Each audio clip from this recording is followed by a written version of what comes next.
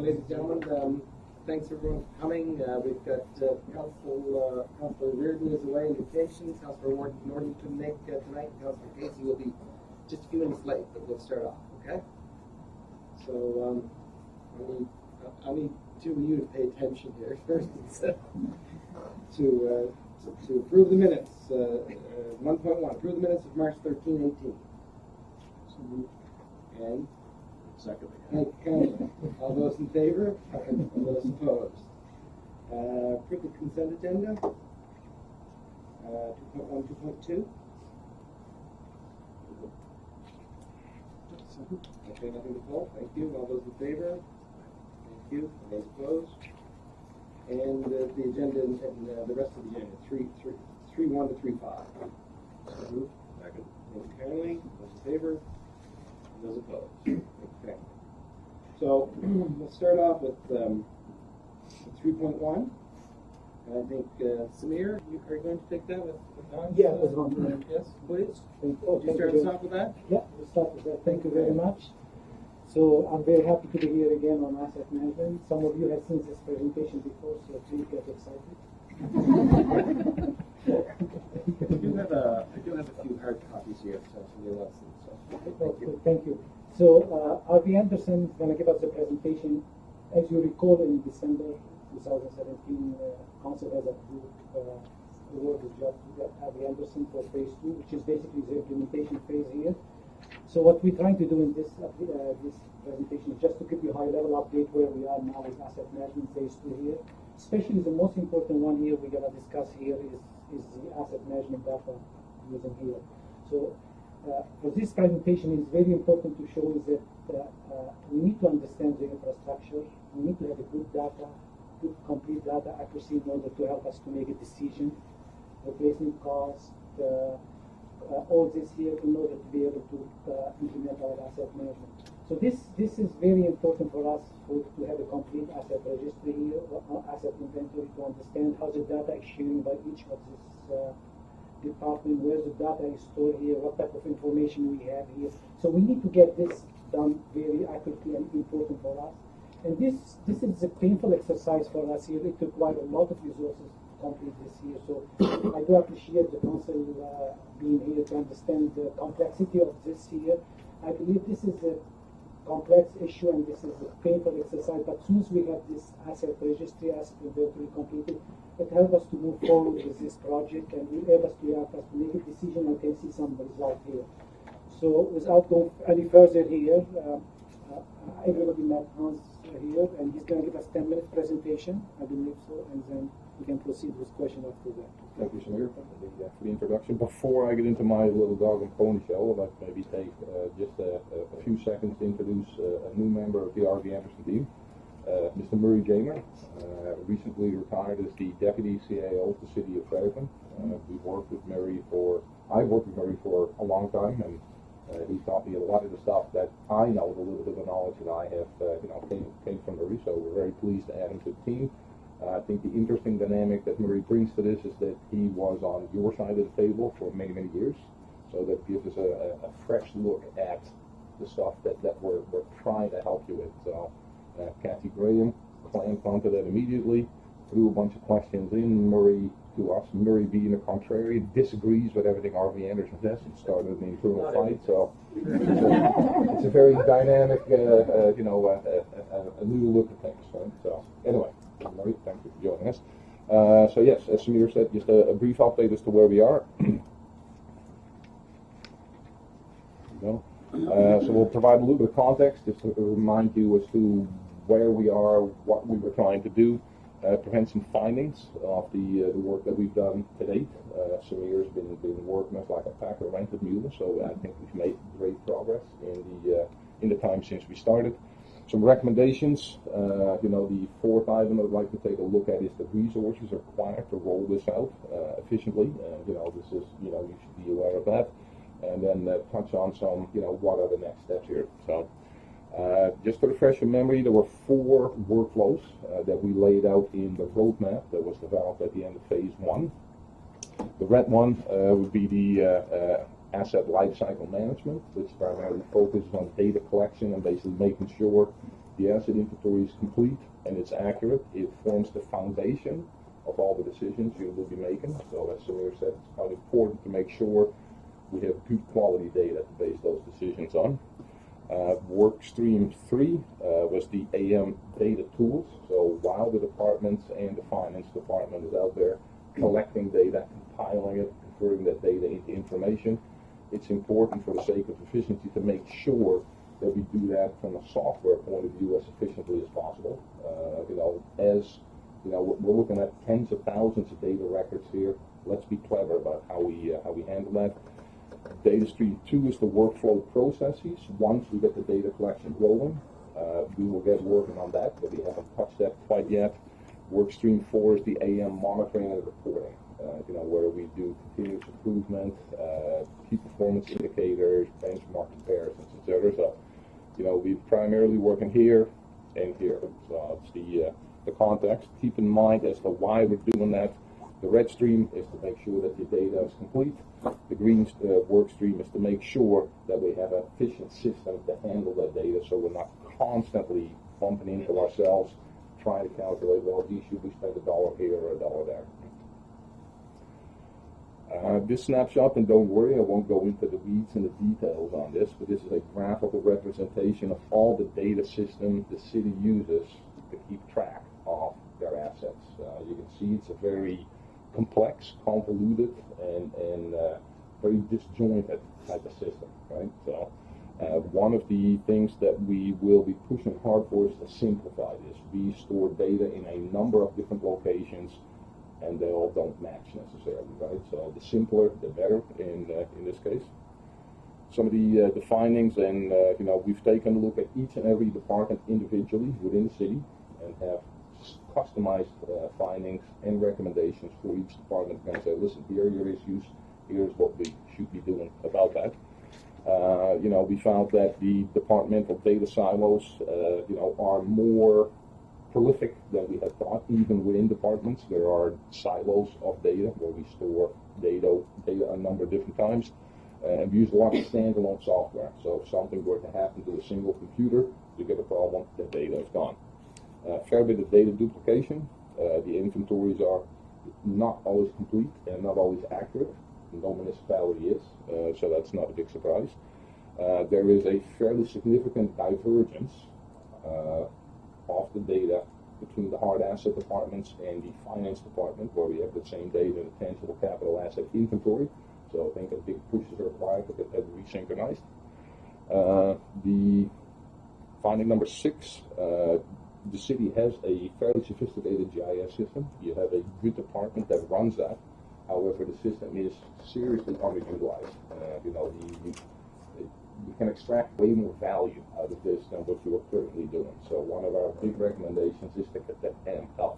The GIS is also very well suited to simplify the data storage. It's in essence a data storage system. Let's use it more than what we currently are. Right? The other finding, and this is throughout all the departments, the work order tracking system is very onerous and it's very difficult to get efficient information out of that efficiently. So we should start taking a look at, listen, is there a better way to do that? The system is quite old. Let's take a look at replacing that. So let me put that on your radar.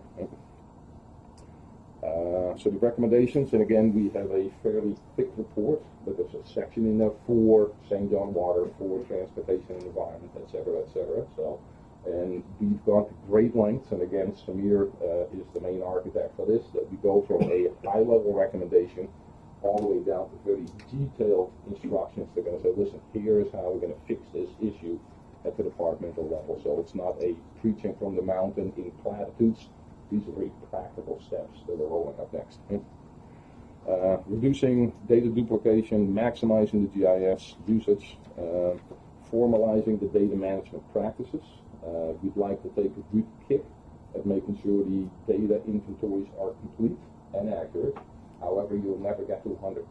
Once we get partway there, Murray agrees with this, and they use a similar approach for Fred, and it's more efficient to make sure your workflow processes are correct, and then your data completeness and accuracy will flow out of that, right? So This will also reduce the workload on the departments and maintain the buy-in that you have from your departments.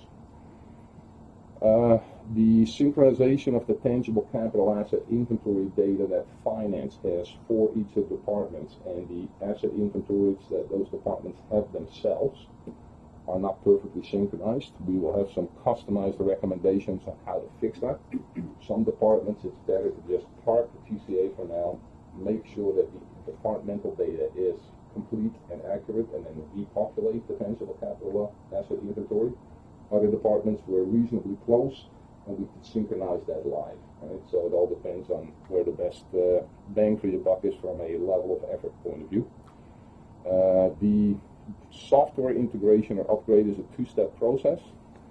This particular example here is transportation and environment. This would be a schematic or a graphic of what their data storage and data manipulation system looks like right now. We have a lot of little spreadsheets and standalone little software packages. We'd like to knock those off, suck that information into the GIS where we can. In the short term, come up with a system like this, which is greatly simplified, and we think this can be done relatively easily. The next step would be to go from this intermediate step to the ultimate step, where at a citywide level we would have a general asset management data storage system. The GIS would plug into that, your finance software would plug into that, and all the departments would access any data that they need through a central data storage system. This is part of the last step in the green data stream. And basically, I think currently we're at a point where we know the functionality and the deliverables we need out of the way that we're going to store and handle our data. Now we can start looking for software packages that could be that asset management central data repository. Some municipalities will buy a software package and then change the way they do business to fit that. We think that this way here is a less disruptive process for the various hard asset departments. The resources required to get the data complete, start to assign some condition information to that, assign some risk information to that, and in essence get a good foundation from a data point of view of, what are our assets and what shape are we in, is presented here. We have a low and a high estimate, so transportation and environment, we're looking at 12 to 20 months for one individual assigned full-time to get that knocked down. Now that would include the support from us, so that time is not all departmental staff. There is a good chunk of time commitment from R.V. Anderson under the current contract, where we can help you knock this down. And this is intended as a relative order of magnitude by department to kind of see, listen, how much heavy lifting is going to be done here, right? So transportation and environment, they get the largest inventory, the most diverse and complex inventory, and therefore their level of effort is the highest, not surprisingly. St. John Water is behind that. Facilities is third, and then, fleet, leisure services, public safety, transit, and parking. Relatively smaller asset inventories, and they are in better shape because you can touch and feel a lot of their assets, right? So, that's how that would compare, right? For the next steps, we will be focusing on getting the condition ratings assigned, the risk ratings assigned for the departments, life cycle analysis, and the deterioration models. And that will be the foundation for the long-term financial model. We will sit down with each department individually, roll out the next steps on this, and then basically release the krakens at the department level. After that, take the data out data. So, I anticipate we're looking at probably 6 to 12 months of data collection effort. But at that time, we'll have a very solid foundation from an asset inventory and a financial model basis. They're going to say, listen, what are we dealing with? What are we basing our decisions on? So anyway, that was my brief update to council. I'd be happy to entertain or answer any questions that you may have. Any questions? So thank you, Mr. Chairman. So a couple things. One is through the process, and I'm trying to follow along. I've got two thoughts. One is for the finance committee, we're a few presentations in now. a lot of expertise in the room, so thank you. I'm excited to meet Mr. Jim in person here. But for the general public, how do we explain in real plain language what we're doing here? I think I could take a crack, but I mean, I just wonder between yourself and Samir, if you had a very layman's plain language explanation. So if somebody stops me after they read in the paper tomorrow and say, what does all this stuff mean? Why are we doing it? Can you make a comment? Sure. If you recall, we did the initial state of the infrastructure report, which is like a letter grade arrow thing, and a lot of people grab that instantly. If you recall, there were confidence bands for the different departments in there. The confidence in the data was quite low. So the process or the stage where we are now is to basically start moving that confidence indicator to the right. If you say, listen, we had a general feel of all the assets the city owned in the past. Now we're crossing T's and dotting I's. So that basically we can have higher confidence in the financial forecast that we're making and the quality and the condition of the assets that we are operating to provide services. If I had to give a simple answer, that's the way I would put it. We're getting out information put in a pile so that we can be smarter and more confident in the decisions as to where to spend the dollar. Okay, thank you. I was just going to say, and would it be fair to say, so that we invest the dollar in those areas where they're most needed, and timing and all of these other elements. So we're as informed as possible to invest our dollars in a strategic way. Exactly. The finish line for the asset management program is not to say we have an asset management program. It's smart decisions. If you get $1 to spend, where do we get our best bang for the buck from a service provision point of view to the residents of St. John? That's the one. And then one other one, I guess, one comment through you, Mr. Chair, I guess, is, as I review this, is I just wrote down manage expectations. There's need to invest in because we have a lot of infrastructure and a lot of investment needed in the city, and then there's what I call maybe the more sexy projects that won't necessarily make our situation any better. So I just say that to myself, to the public, to the rest of council, that we're going to have to manage expectations as we move forward, because you can only put $1 in so many buckets. So that, and then lastly, will the process allow us to identify opportunities to stop, close, sell? That would be one of the outcomes as we work through here. Yeah, once we're done with the data refinement and move on those confidence bands over, now we can compare. Listen, do we need this asset to continue to provide a service, or can we sell it or get rid of it? Do we have any holes in the assets that we need to provide a service, and how much money do we require to fill that hole? Discussions. This was Kathy's question. How much percentage of the budget, or how many dollars should we assign to infrastructure renewal versus new infrastructure construction, right? And this information here will help you balance and evaluate, all these options. You spend $1 here, here's the benefits. You spend $1 there, there's the benefits. If you don't spend $1 here, here's the consequences. So basically, that will allow you to make smarter and more transparent and defendable decisions. Thank you. So, Your Worship, here, what we propose right now here is the way we're going to do business for the 10 years. We need to be able, the process, the practice, the data we're going to have here, this will allow us to how to manage our asset effectively, to make smart decisions, how to reduce costs, how to reduce this, what the heck is going on with our facility, all this here. If we don't have data, we don't have information, we're not sharing data, we're not doing all this, we're not going to get anywhere. We need to have a good data, good workflow process in place to help us manage effectively our assets. This is a new process, this is a new business, this is a way we're going to think about going for the next 10, 20 years to manage our asset effectively. So asset management is the way we're going to do it for the rest of the year. It's very important for us to take this initiative. I know it's a long process. I wish I can do that 5, 10 years ago.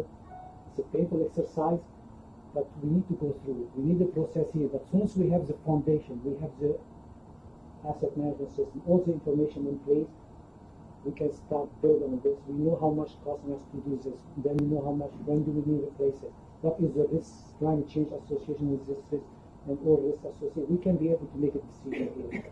So this is very important. I know I'm repeating myself. It's painful. It's a long process, but we need to get this one done rightly and to help us manage it effectively. And Samir, sorry, one follow-up, and Hans, you said it as well. I think not only for the assets that we have, but I'm hoping that it'll lead us to a spot where if we're considering a new something, that we can plug it into the formulas and it'll say, okay, it's because sometimes I think we get caught up in it's only $1 million, but it's not $1 million because it's $1 million in, and then there's capital renewal, and there's operating, and there's all kinds of elements, and then it's $1 million that we are we're likely taking away from an investment in something that was 10 years ago the decision of the day. So that's what I'm excited about. So thank you. Okay. And it will do exactly that, right? We're going to say, and you know, we're not saying don't build any new stuff. We're saying just evaluate the new stuff, and all these you know, investments. You should look at them on a total life cycle cost basis, right? So they're going to say, this is so much is capital, and here's the operating cost, the maintenance cost, the renewal cost, etc. And now you can compare apples to apples. Thank you. Great questions. Thank you. Thanks, gentlemen, very much. Just quick comments. One quick question, I guess. This particular item, whether it be FTEs here, the cost of software, or whatever it needs, should be at the top of our list when we think about our upcoming budgets as well. Okay, this is the product. I think this is what's going to have senior staff advise council as to what we should do. It's very, very important. Anyway, we'll close it at that. Thank you very kindly. Can I receive a vote, please? Second. All those in favor? And those opposed? Thank you.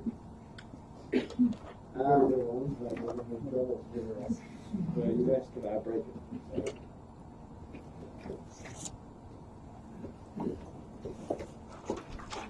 3.2 is next. Thank you. Thank you. Good job.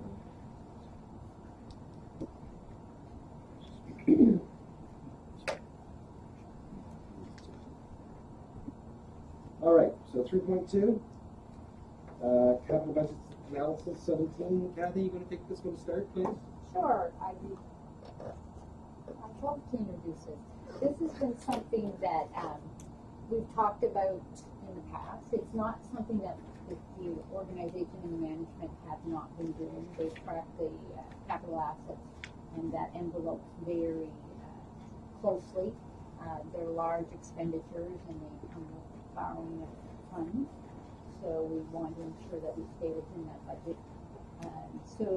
But the question is a good one, and reporting back on it is a good thing to do.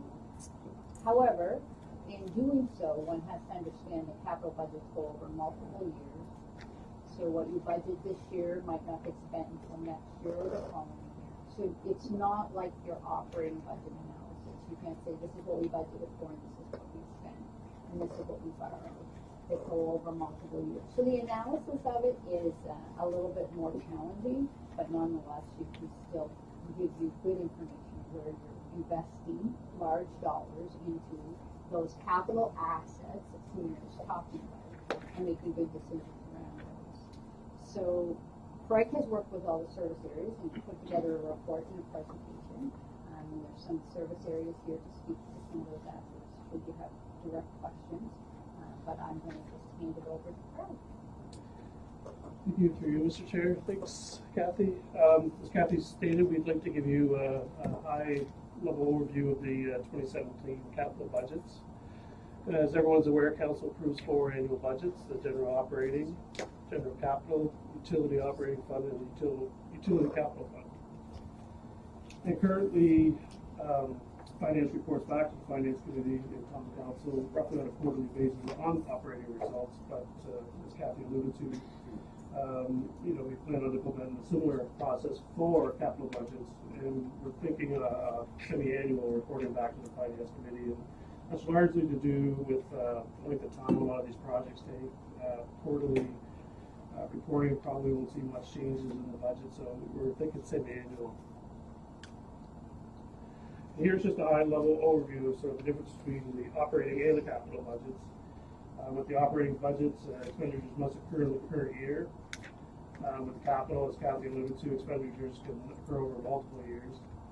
The funding are significantly different as well between the operating and capital. As everyone's aware, the operating is property tax and grants and revenue from other sources.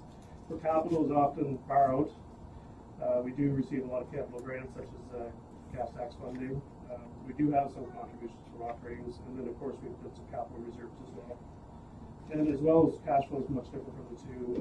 Operating, obviously, we have to have the money on hand to cover our operating expenses.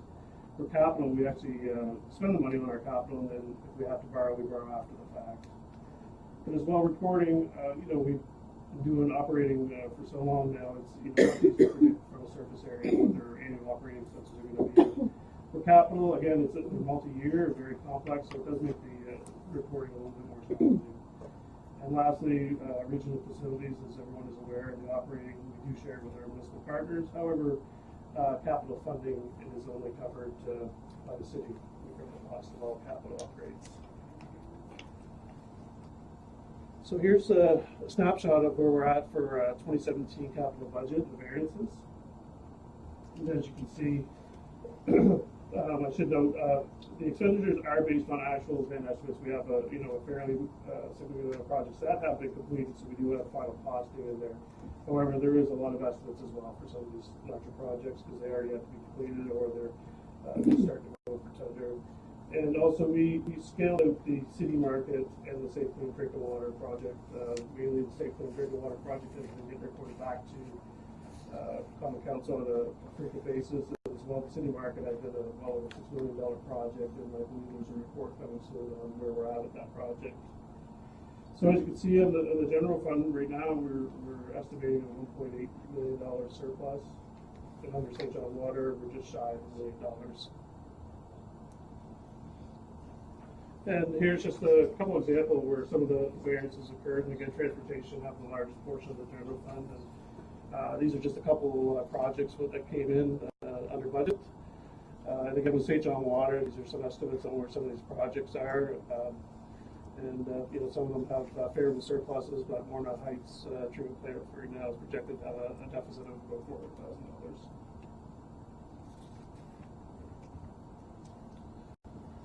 And I also wanted to highlight some of the projects that are completed, and there's a sample of this in Appendix 2.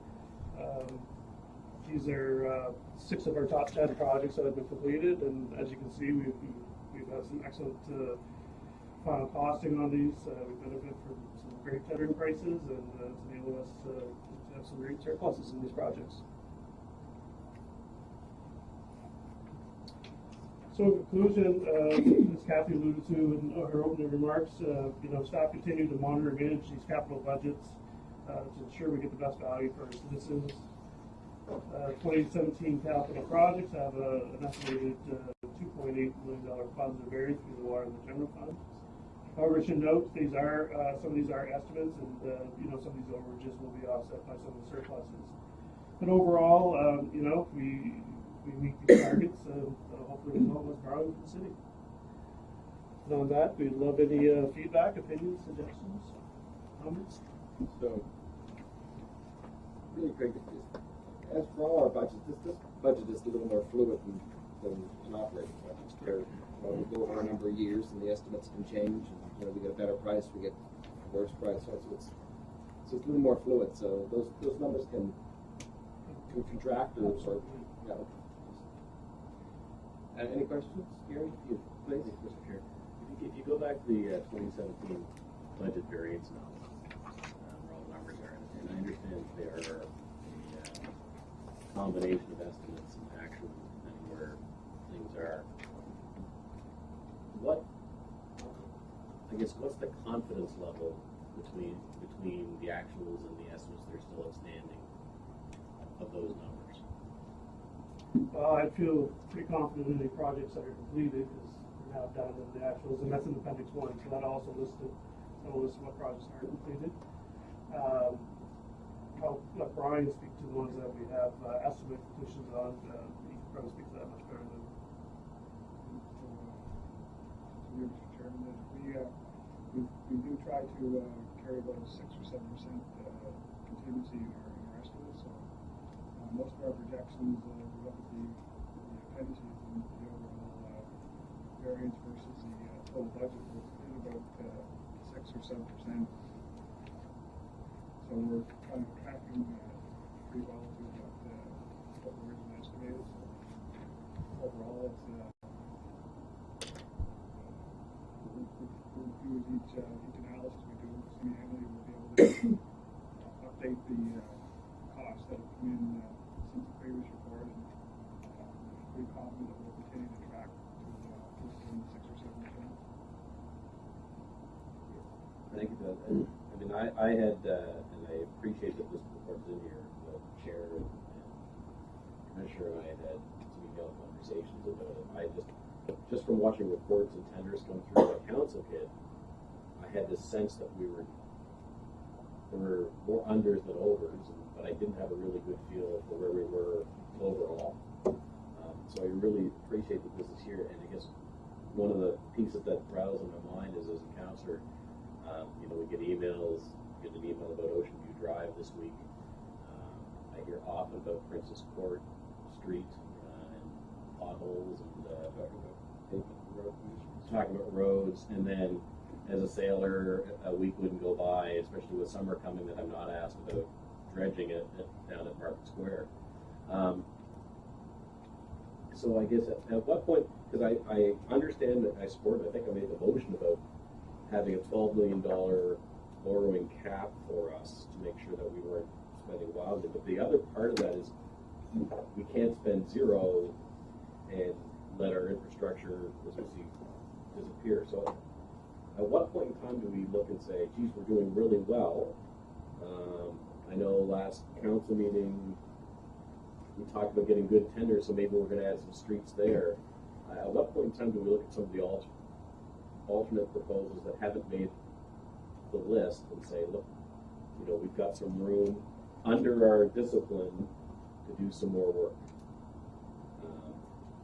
And I guess ultimately we needed this analysis so that we can get to that. So I guess that would be my question. Take a kick at the can. Okay. So, we are trying to, look at all our finances more under a long-term lens, and capital will be no exception. So we'll be, in conjunction with the long-term financial plan, we will be developing long-term capital plans, 5 to 10-year plans. This will allow council to talk about projects not just in the next year, but the next 10 years. And we do know that we're dealing with infrastructure deficit, and we need to come up with a strategy for addressing that infrastructure deficit. And part of that evidence-based decision-making is what we heard earlier, getting that data to know where we need to put our dollars.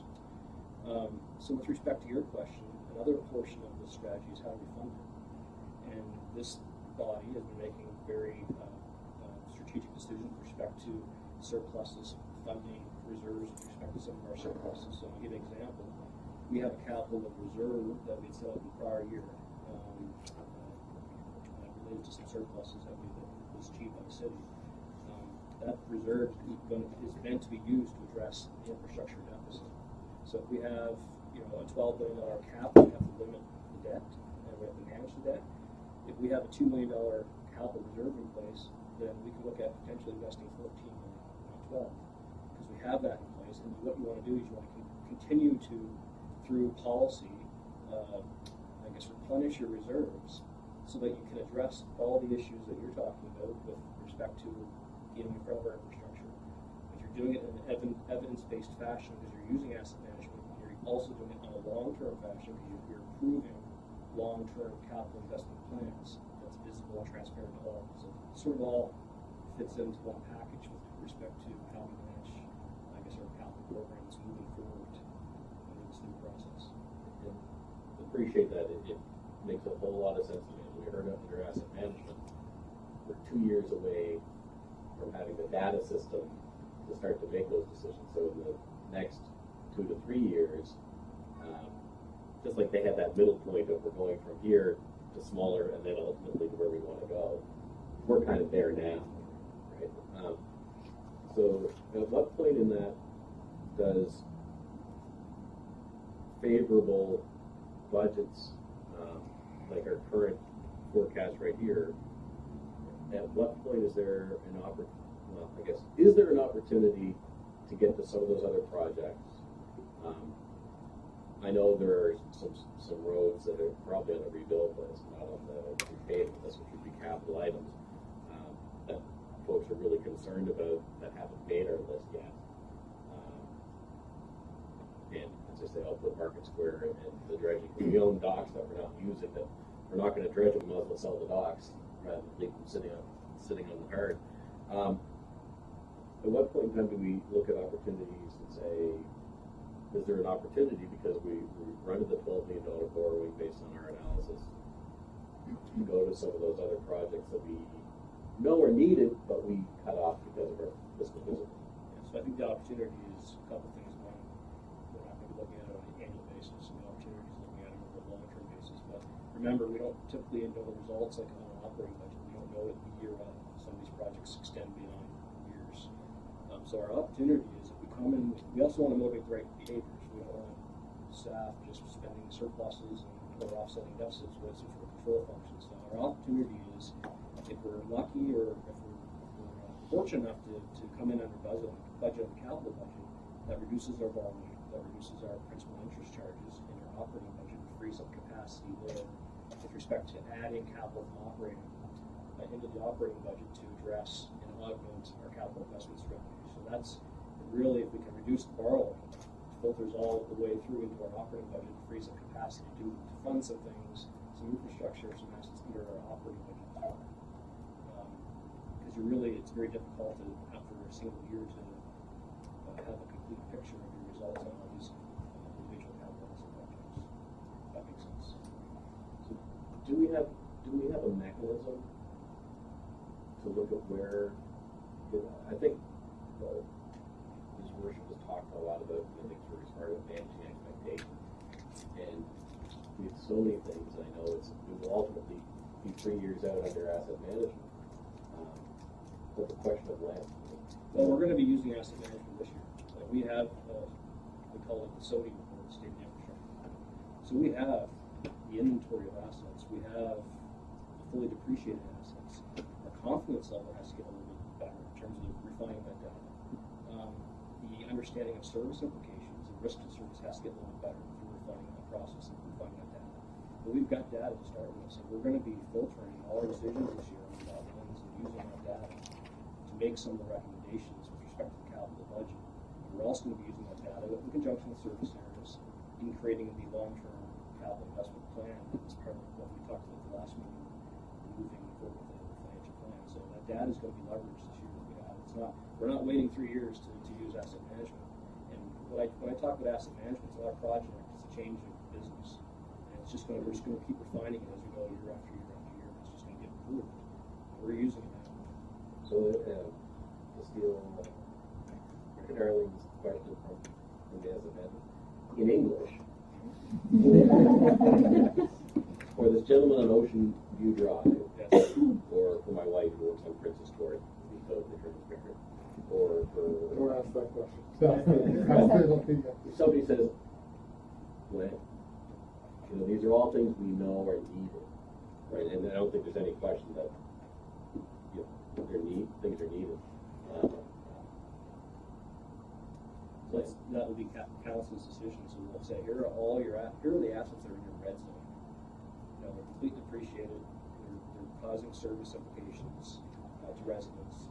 And here's the estimated costs to replace all these assets. And here's what's going to be over 5 years. And here's what we can afford.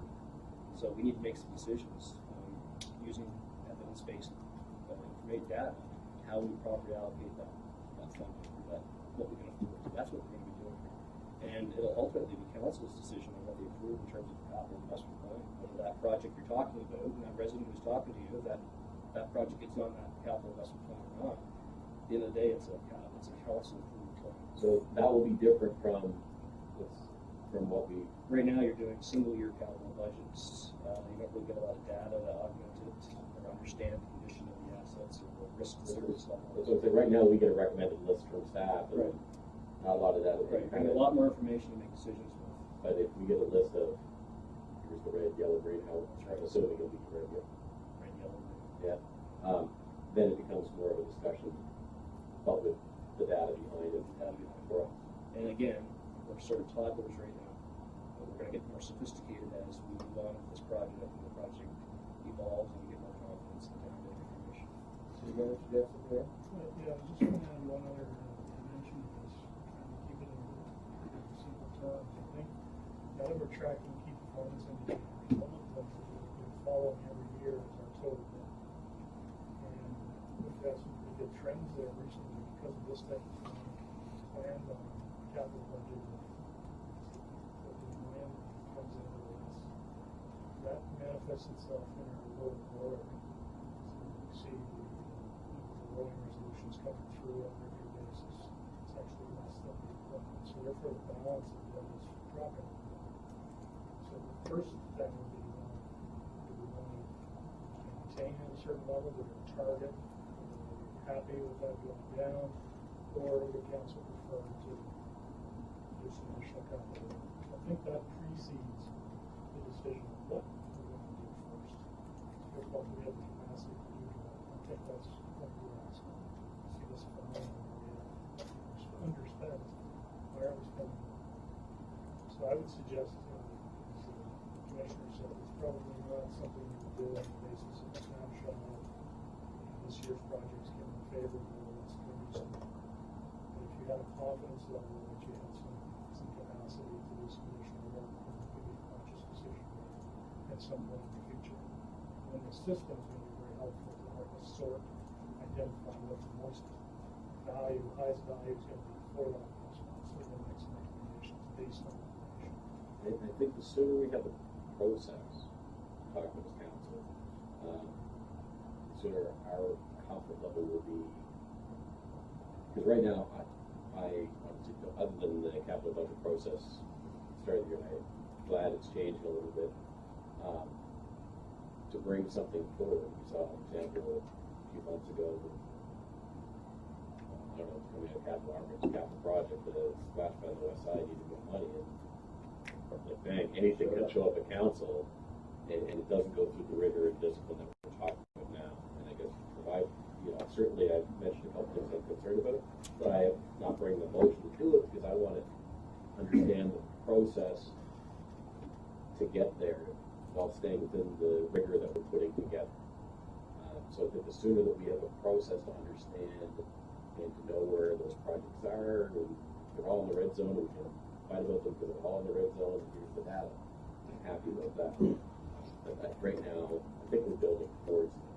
Process and policy. And just to make that point, the discipline, the rigor is supported by policies. Tonight we have an operating budget policy to talk about later. But in the next month or two, we'll be bringing back a capital budget policy that sort of speaks to some of the things we're talking about. Mr. Mayor? Sure, thanks. Yeah, so we'll start from scratch. I had some very similar thoughts to Councilor Sullivan, but I will want to say a couple things. First off, just acknowledge that we're having some pretty fantastic conversations here. So to pause for a second and just realize that we've elevated the conversations. We're talking about long-term financial planning. We're talking about very solid policies. We're talking about making disciplined, evidence-based decisions. This is really great news for the citizens of the city. So thanks for that. Very quick, I just want to register. Everything needs to be on the table in my view. So just Greg, you had a comment about it. It is a fact, in fact, around regional facilities that. What it assumes, in my words, is that all things are equal. We break down the operating costs based on population. Well, I'm going to say that all things aren't equal. Our financial strength is not equal, based solely on one KPI of population. And I think the whole issue of the city owning all the capital renewal needs to be renegotiated. So to say that. So it's, I think that should be put in the bucket of items that we need to bring back to our regional partners to say this isn't fair or equitable. I don't repeat that anymore.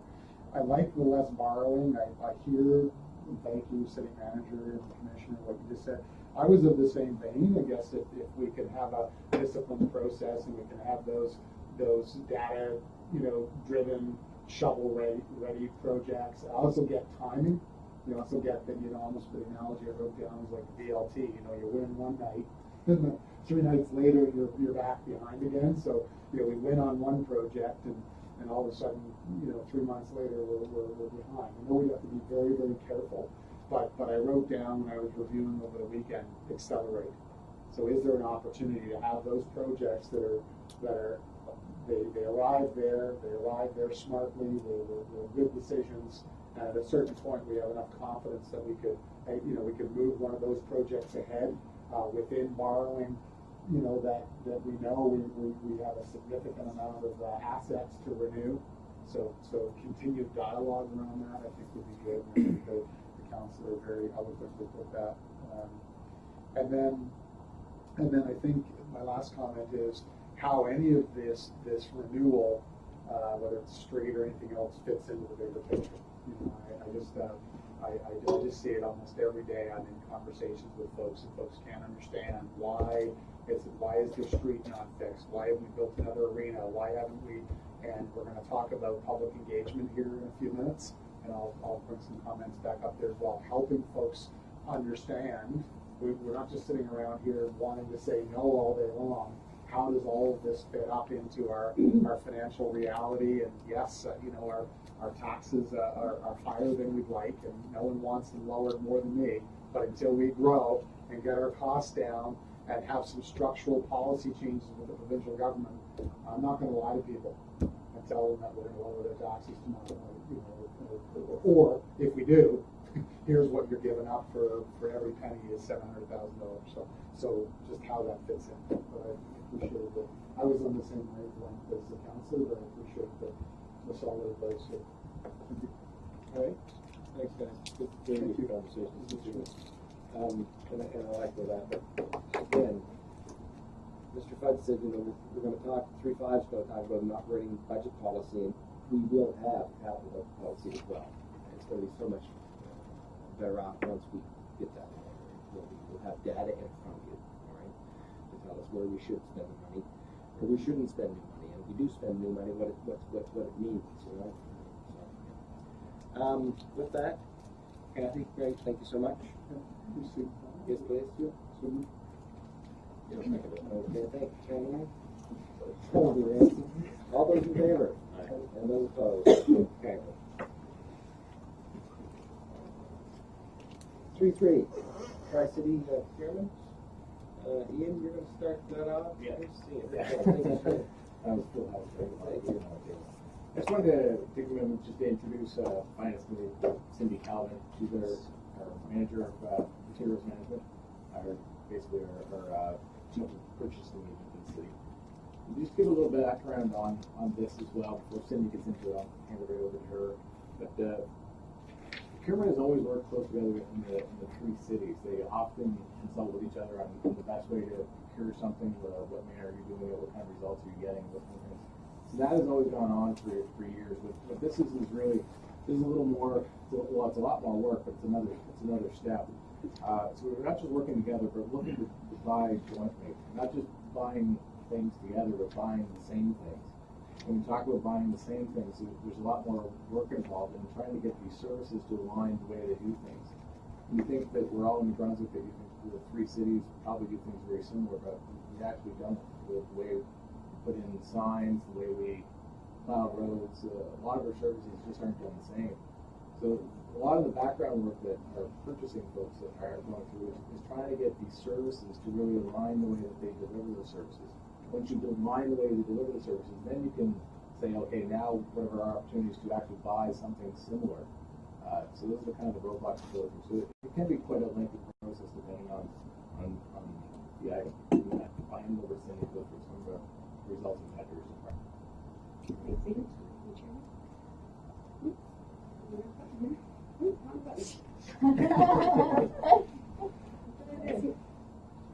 Okay. So just to kind of expand on something that Ian said as far as the background, yes, the purchasing agents from the 3 cities have always shared information. Do you do this by proposal? Do you do this by tender?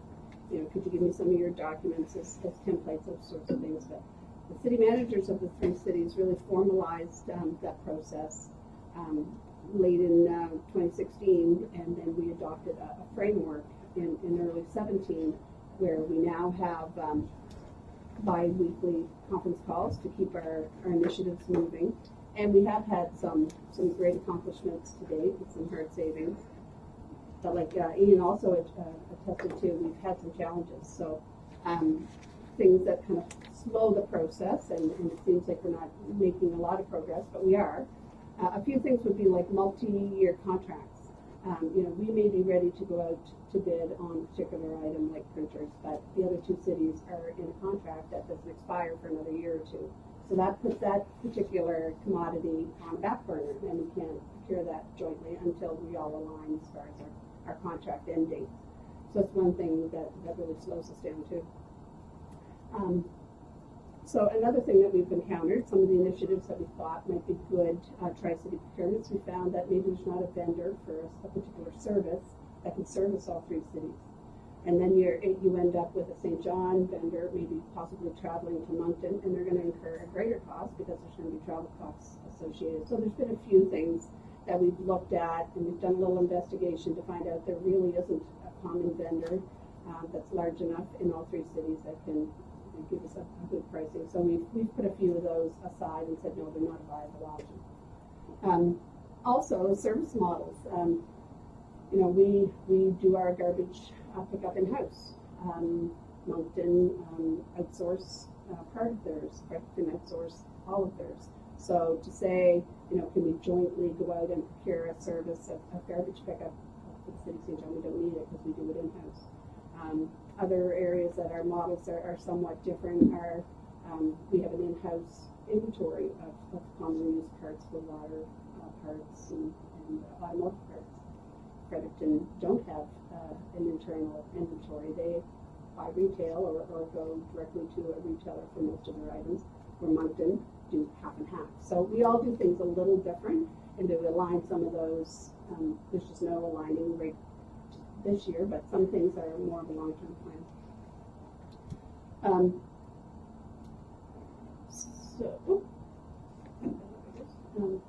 And I guess the bigger one that we're encountering with some of the things are getting an agreement on common spec. So every city does things slightly different. We use a half ton that we just tried to procure. And you think a half ton is a simple one. I'll use half tons. But some people want Bluetooth, others don't. Some want a 6-cylinder, some want an 8-cylinder. And it's really hard for us as procurement managers to try to dictate what these departments or cities are going to procure. So we've kind of this year had a new enlightening moment to say we really need to push this back to the department managers to work out their common specifications before procurement start trying to put it on our slate to procure it together. So this year we're really going to focus on fleet. We're going to focus our efforts on having the fleet managers come to common specs, which entail we'll have the fleet managers going back to departments to try to see if they can come to a common spec. We may always use a 6-cylinder where Fredericton uses an 8-cylinder. Pros and cons of both. I don't know, I'm a fleet manager, but we need those guys to come to commonalities to make it easier for us to procure that common item. And if there isn't a way that we can come to a commonality, we can still go out as a joint procurement for fleet, but it may not give us the same savings or benefit. So far we have seen some pretty good return. It is hard to qualify whether all of those cost savings are due to a joint procurement. I'll use the cell phones and data plans for an example. That was a huge one. We have $86,000 a year saving compared to our last plan that we procured by ourselves. Well, a lot of that is the added volume by having Fredericton and Moncton jointly on that tender, but also the cell plans just have changed, has a market change for cell phone plans. In most cases, in the few years that we've done that, they haven't. So I attribute that $86,000 is mostly from the Tri-City procurement. Plow blades is another one. We buy the exact same blades off this year's contract that we had last year by ourselves, and we've seen $11,000 savings using the same quantity. Some of that could be based on the cost of raw materials like steel, but again, steel pretty much has stayed the same in the last couple of years. So I attribute that mostly to the Tri-City procurement. what we talk about it as a tri-city procurement, but we also do a lot with the province, and the highway salt's one where we piggyback with the province. So we give the province our quantities, and they go out and tender for themselves and for the municipalities. So we've seen a huge savings in our salt, which you see sitting on the dock. We always were with Cargill. Cargill were always low bid for us, and I think it was a lot because the companies from Ontario wouldn't bid. They didn't think it was feasible. Well, once Cargill Salt was out of business, all the players from the central Canada started to bid, and it really seen our price drop. And we piggybacked with the province. So we've seen a $107,000 reduction in 2017 and a $97,000 reduction in 2018, based on a comparison to our 2016 price of Cargill. There's been other ones that we've put out. We haven't actually seen any hard savings, like traffic paint, street trees, glass beads, which is what you put in your traffic paint before they put it down to make it shine.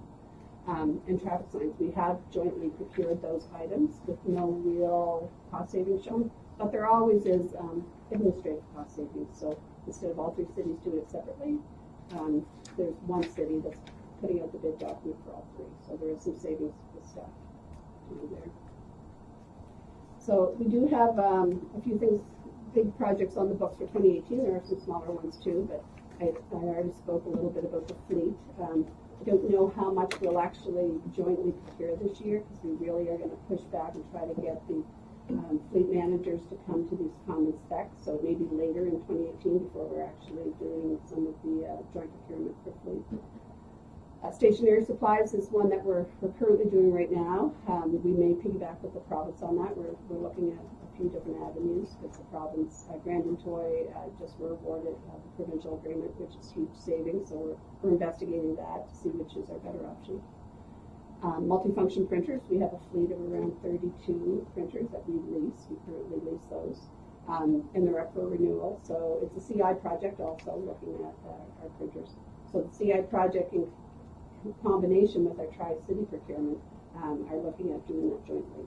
So that should see a good return.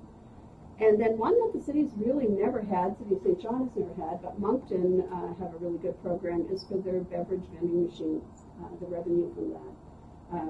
Currently now, if there's beverage machines in the arenas, sometimes it's a sports team that get the revenue.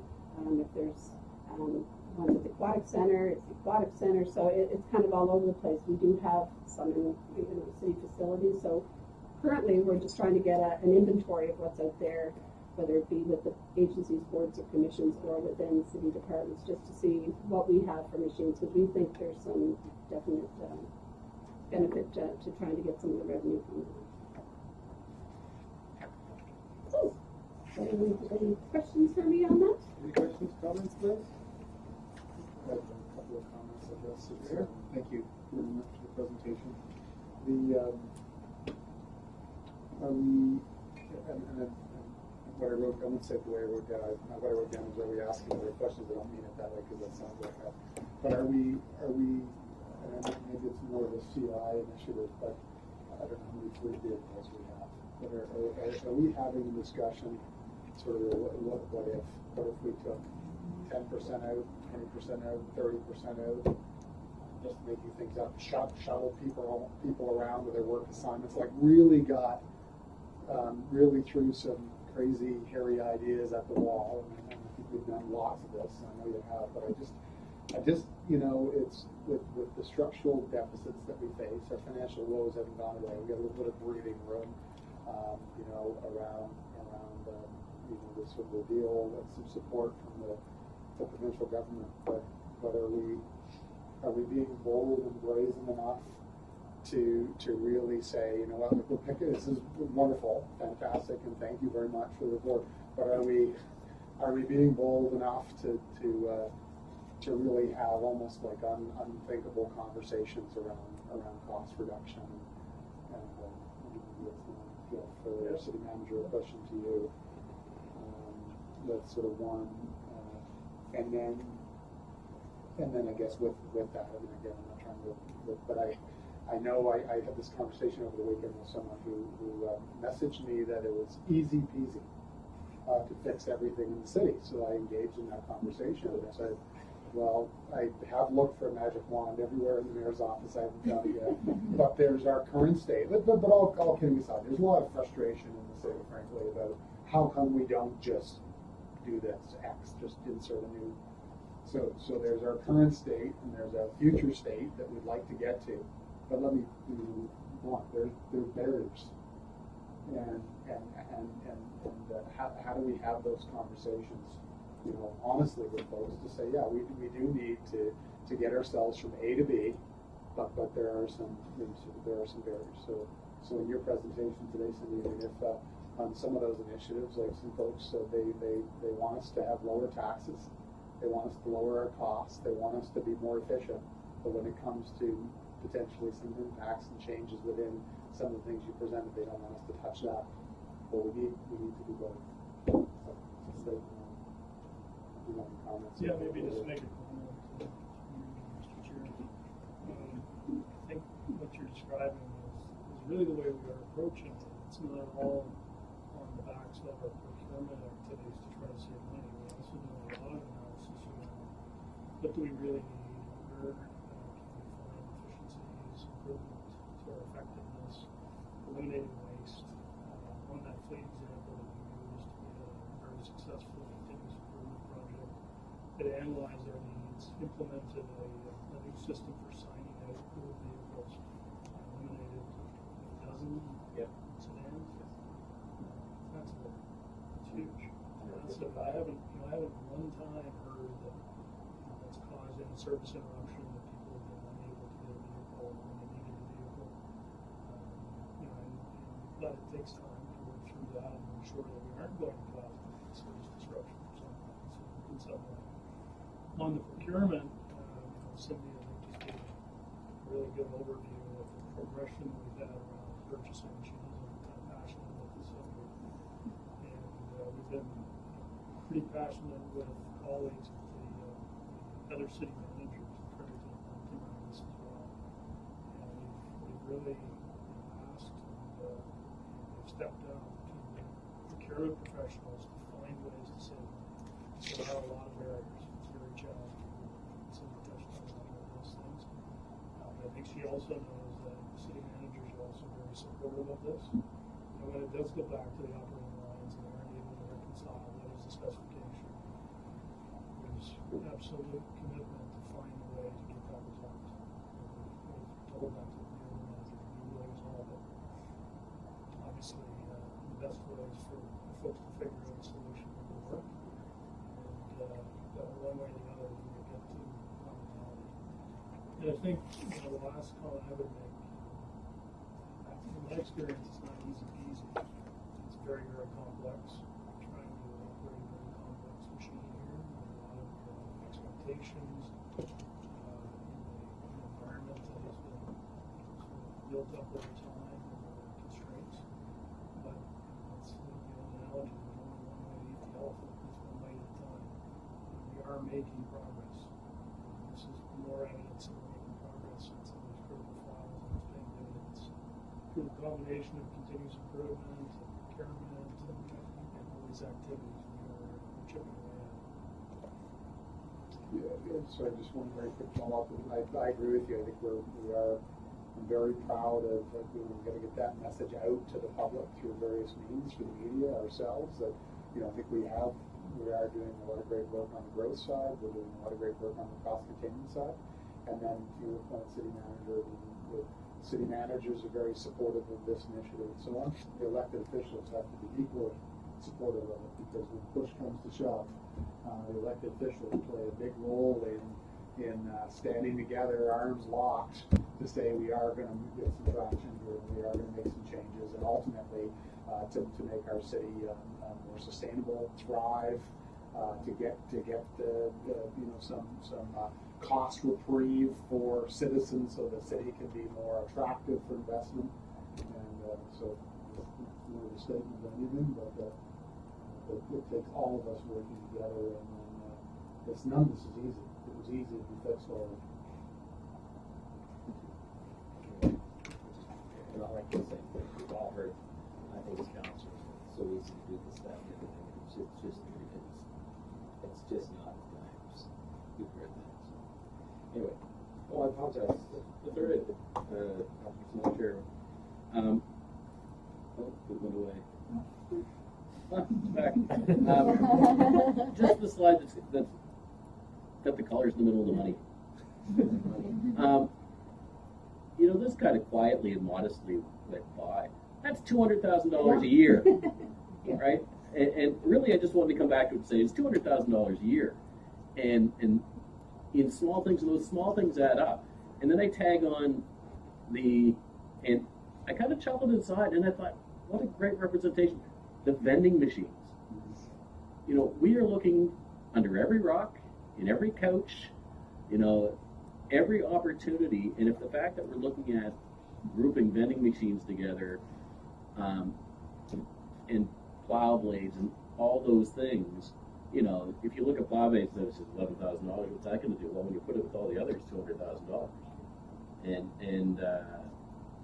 $11,000 each year too. Right? Oh yeah, $200,000 per year. So anyway, they kind of quietly went by. Why do you matter of fact thing? But that's not a matter of fact thing. That's really good. It's just good, happy news. You know, who thought finance would be this much more exciting than growth there? That's awesome. I get to sit on both. So Thanks, Mr. Chair. Oh, I did have a question on all that, and actually it isn't for the procurement part, but the 6-cylinder versus 8-cylinder trucks and what people are using. Do we look at within, I guess, and CI probably does, or is, or has, or will be. You know, when I think about, if you're asking a department, what vehicle do you need? I mean, I'm going to ask for whatever vehicle I need to make my life the simplest, but to get into the asset management stuff. A 6-cylinder truck, if it does 95% of the work using 15% of the fuel, and we can rent an 8-cylinder truck on the day. Can we do that? Have we gotten there yet?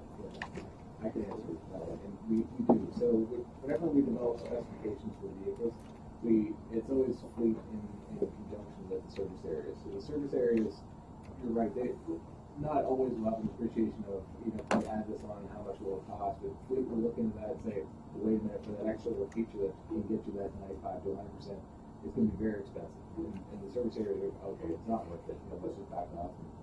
So no, there's a lot of back and forth on that to try to keep the efficiency at best and the cost, you know, that right mix. So it's back and forth. And so that conversation is happening to make sure that somebody asked for we got to look at costs, and we got to make sure long-term life cycle, all those things put together into it to make sure it's the most efficient and effective.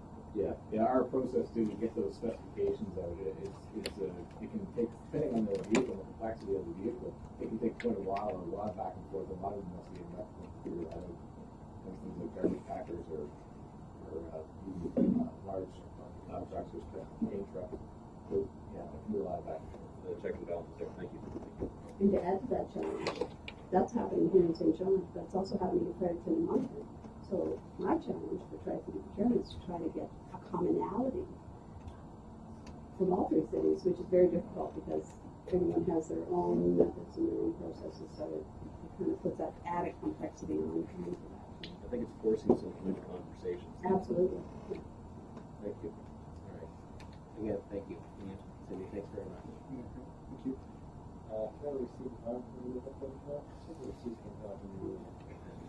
Moved and seconded? Sure. Yeah, thank you very much. All those in favor? Thank you, guys. 2.4. Hillary, you going to start us off with the game? Give me a second.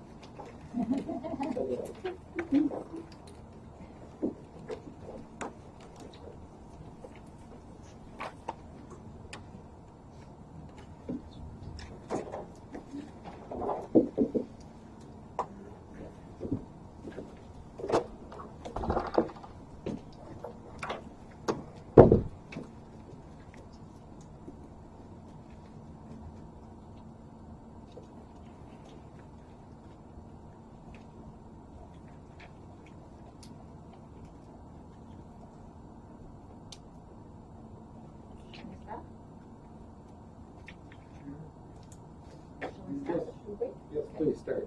Thank you.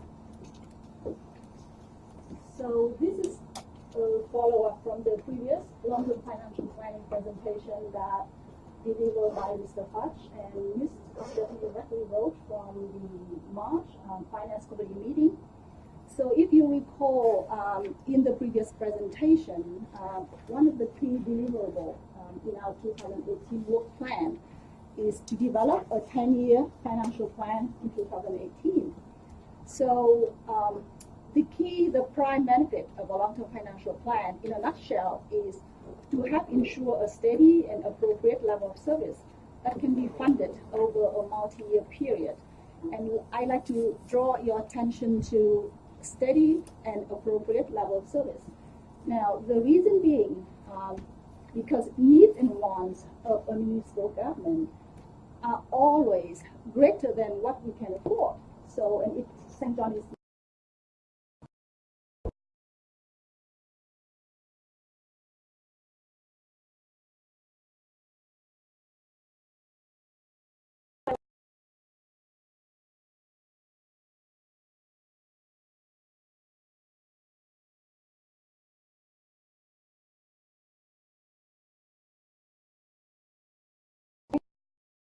customer wants, and for us, the public is our customers.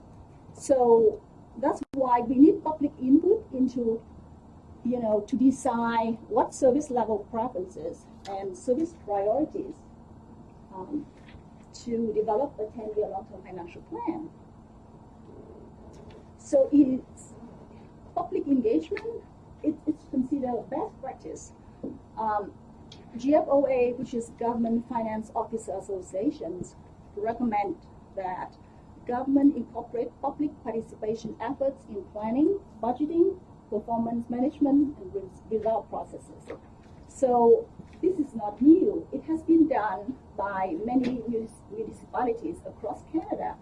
And just to name a few, City of Calgary, City of Ottawa, Halifax, Mississauga. So it has been done by many municipalities across Canada. So what are the benefits of public engagement? So there are many benefits. Just to name a few, build trust, increase communication, transparency, accountability to the public. By engaging the public, we send a message that their opinions matter. We do take into account their opinions when we build a long-term financial plan. So by having, giving them an opportunity to input into our process, we actually build trust. And it's really an opportunity to educate citizens. So we actually give them an opportunities for citizens to get involved with municipal budget planning, and therefore they become more informed. So we actually, with the online budget tool, we give them an opportunity to be the Commissioner of Finance for a day. And they try to come up with different ways to close the budget gap. So it's really an education opportunity. Of course, we enhance our understanding of the public's interests, concerns, and priorities. So we understand where the public interest lies, where the concerns are, what is a priority for them. Now having input from the public, we would have a better financial plans and policy because, rather than cutting, like 10% across the board, like cutting all services, if we understand, what is the priorities for the public, what can they live, what they can live without, what services they'd like to see reduced, by, having that information, we can come up with better plans. We have better informed decisions, more sustainable decisions.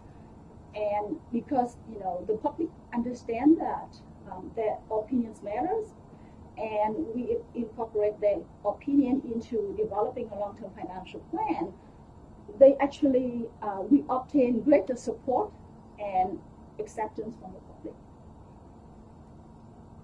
So there are different ways to engage the public. We talk about citizen survey, we talk about in-person events, we talk about online budget simulators, And the online budget simulator is what we focus on today.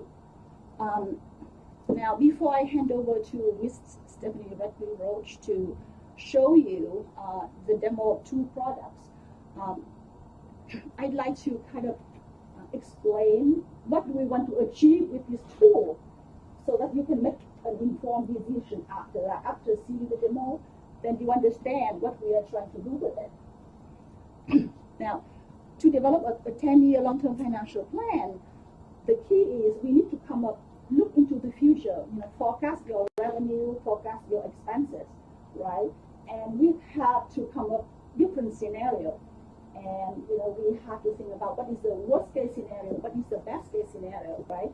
So the best case scenario would be a growth scenario, right? So we are working on growth.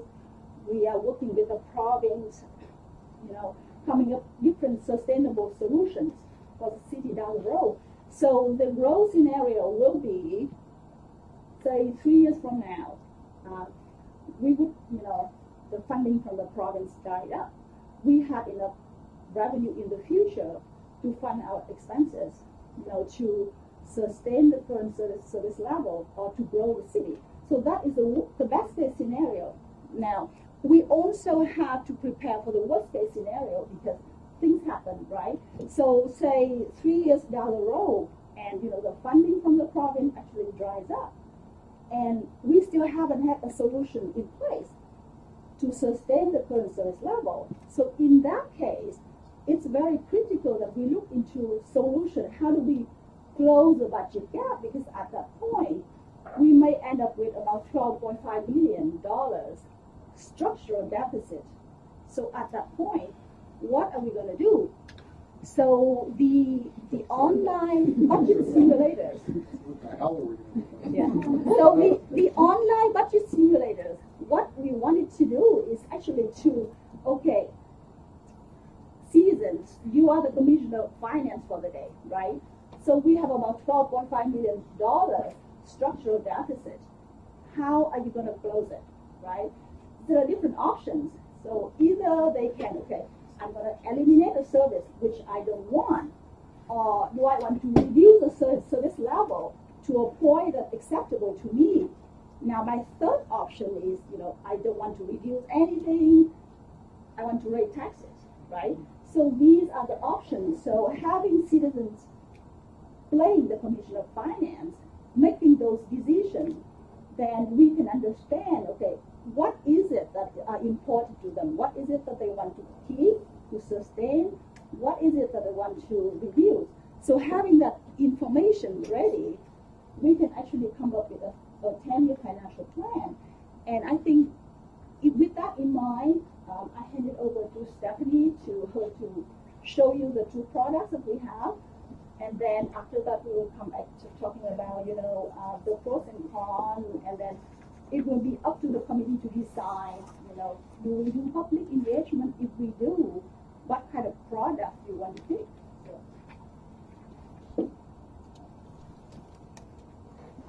I was here at the last meeting. I had shown some screenshots of 3 different products. 2 of them being Canadian products, being Citizen Budget and Budget Allocator, and the third one being a UK product, which was Budget Simulator. So in preparation for the demo, we sort of looked at all 3 of them. We had 3 demos ourselves directly from the vendors, very enlightening. They're doing this all over the place. These are some of the areas that they are doing each of these. What we decided to do was give you the low-cost option, which is the Budget Allocator, and we've used Barrie, Halifax, and Mississauga to build the template and some of the examples for us today. And the second one we chose was Budget Simulator because we felt that was one of the more robust that has different options that we can leverage. So we wanted to kind of show you the 2 extremes. The Citizen Budget is, I would say, closer to what the Budget Simulator product looks, at a similar cost, and notwithstanding the fact that it's a Canadian product, it's very cumbersome to actually use. It's kind of cost prohibitive because every little feature that you want, they keep adding the cost, so we didn't really have a good feel. But if you, depending on what you like, there's other things that we can do. So I'm going to start with the budget allocator. That was the one that was just for a single engagement opportunity, was in the $500 range. It costs us a little bit more when we move to translation because we essentially have two hosted solutions. In both cases, we are hosted solutions, so the work from our IT team is pretty minimal. It's more the work from all of the staff to put the content that has to go into this product to kind of inform citizens as they make decisions. So based on the scenario that Hillary outlined, this isn't about a year-to-year budget exercise. It's really, we're looking to the future of 2021 when our funding deal with the province might look a little bit different, and kind of preparing for a scenario. In this case, we chose the one with quite a large gap. So what would happen going forward is if somebody wanted to participate, they would come to this landing page through the city's website. Just a little bit of information about what they're doing. We can add photos and we can add videos.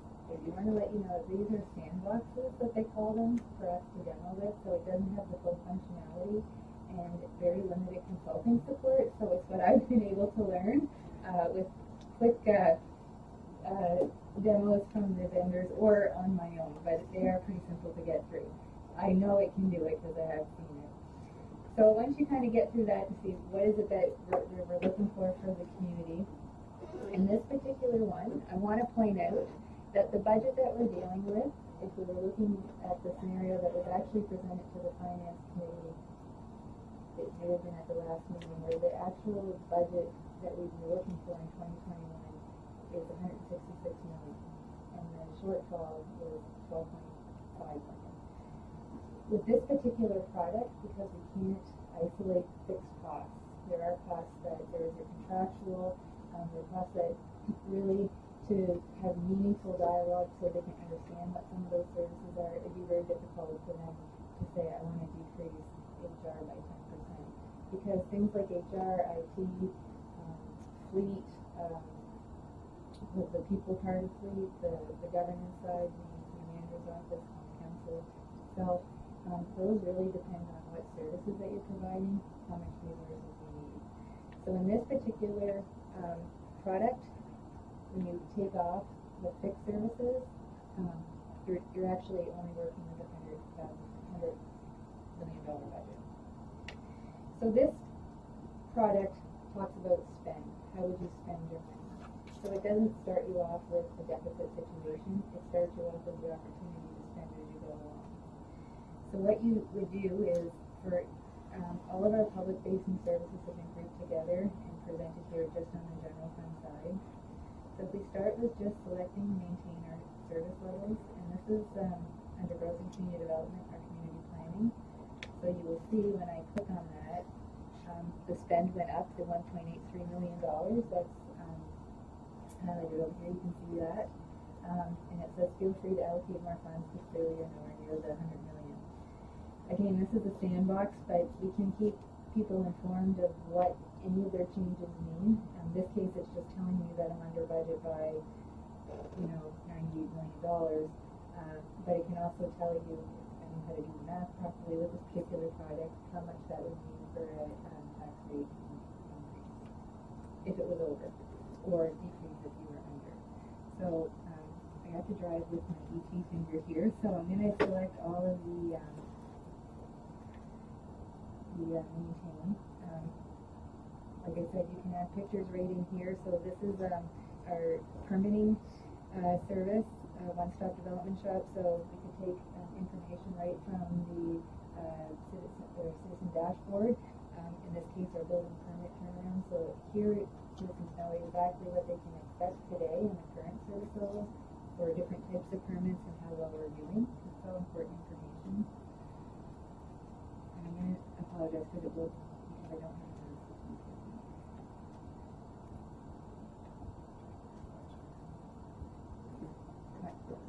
believe it or not, my computer has a demon in it, and that's what it works.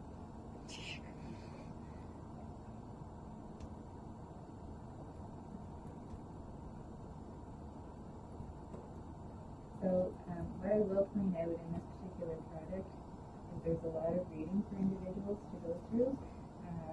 We've done our best to keep it at a low level of reading. The advice from all the consultants, the vendors that we talk to, is for something of this nature, you have to keep the language at a grade 5.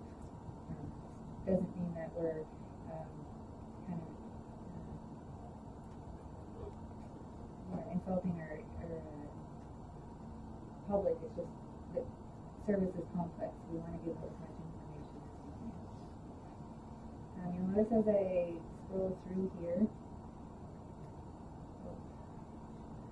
there's these little bubbles off to the side. If there's additional comments that the user would like to make, you can click on that, and a little bubble will pop up so that you can add some information. You'll see we're getting closer and closer, and we're only on sidewalks. I'll tell you, there's a whole lot more services left, and we're already at 8 million.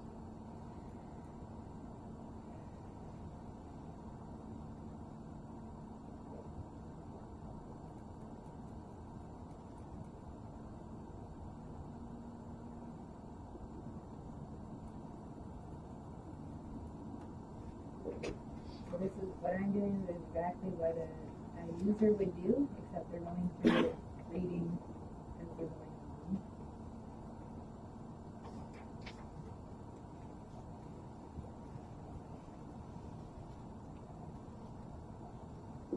Okay, we're getting pretty close to 100 million, and we're on recreation programming services.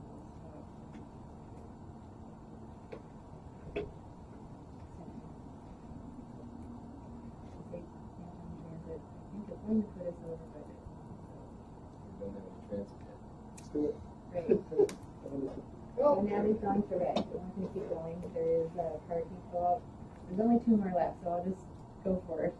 There's parking left, because we do maintain the on-street parking through the general fund, and we've split off grants, because that was kind of an area where there is some discretion.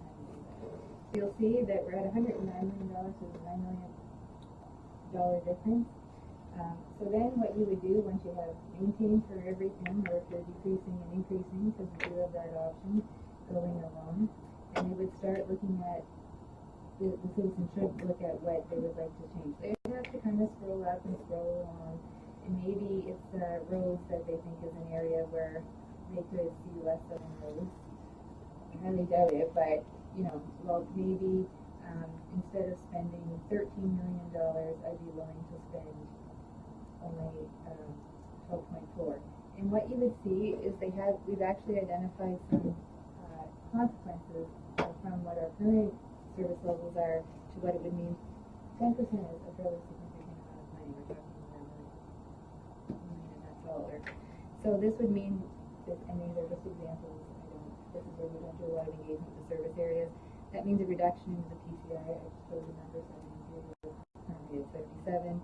Priority 3 and 4 roads, and just explaining what they would include would be the subdivision side streets would mean no impact during the winter, and pothole and patching only when the situation would be a safety hazard. That's an example of what that impact would be. But you can see there's a lot of detail there, so that the public actually has an understanding and are educated in the context about what it means.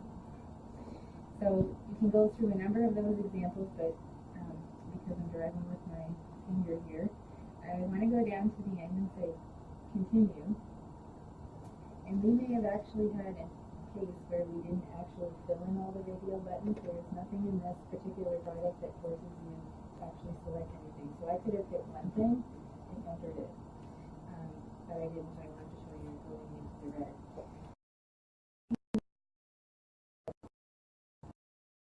Encouraging me as the user to reduce the spend because I'm still over budget. I don't put actually fill, but it actually gives me the summary of what I actually chose for each of every one of those services.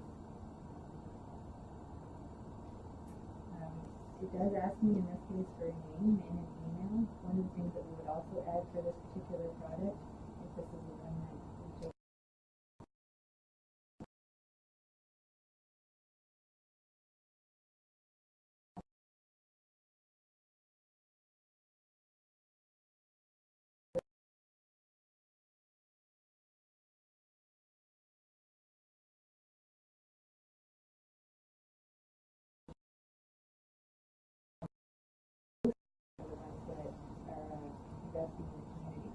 So one of the ways that we do that is identifying it through the postal code. And unless you're really savvy at knowing postal code, you're probably going to keep with the one that you know best, which is your own. So that's one way that we would do it. You can add additional comments. So that is the budget allocator. I'm going to move on to the budget simulator. This is the UK product. Again, this is a sandbox, so you'll see some things in Gaelic, in Welsh, so it's because that's the sandbox that they gave me was from this community, I think it's called Out, but I'm not sure. So just to kind of talk about, it has the same functionality on that landing page. I just added a different picture, but you can click on, if we had some video, to actually, as another dimension, to educate the public in terms of having someone speak to the issues, because some people prefer different methods of getting information. We can do that. I've included in here, again, this is dated information, but it may be interesting some other data for the public to consider is where does the money actually go that we get. So in this case, it's broken down into wages and benefits, what's financing, what's pension, what's grant CBCs, as well as operating costs in that particular picture. Continuing on with what we expect of them, but they can move on to create their budget. It's very pretty fast. So this uses a different system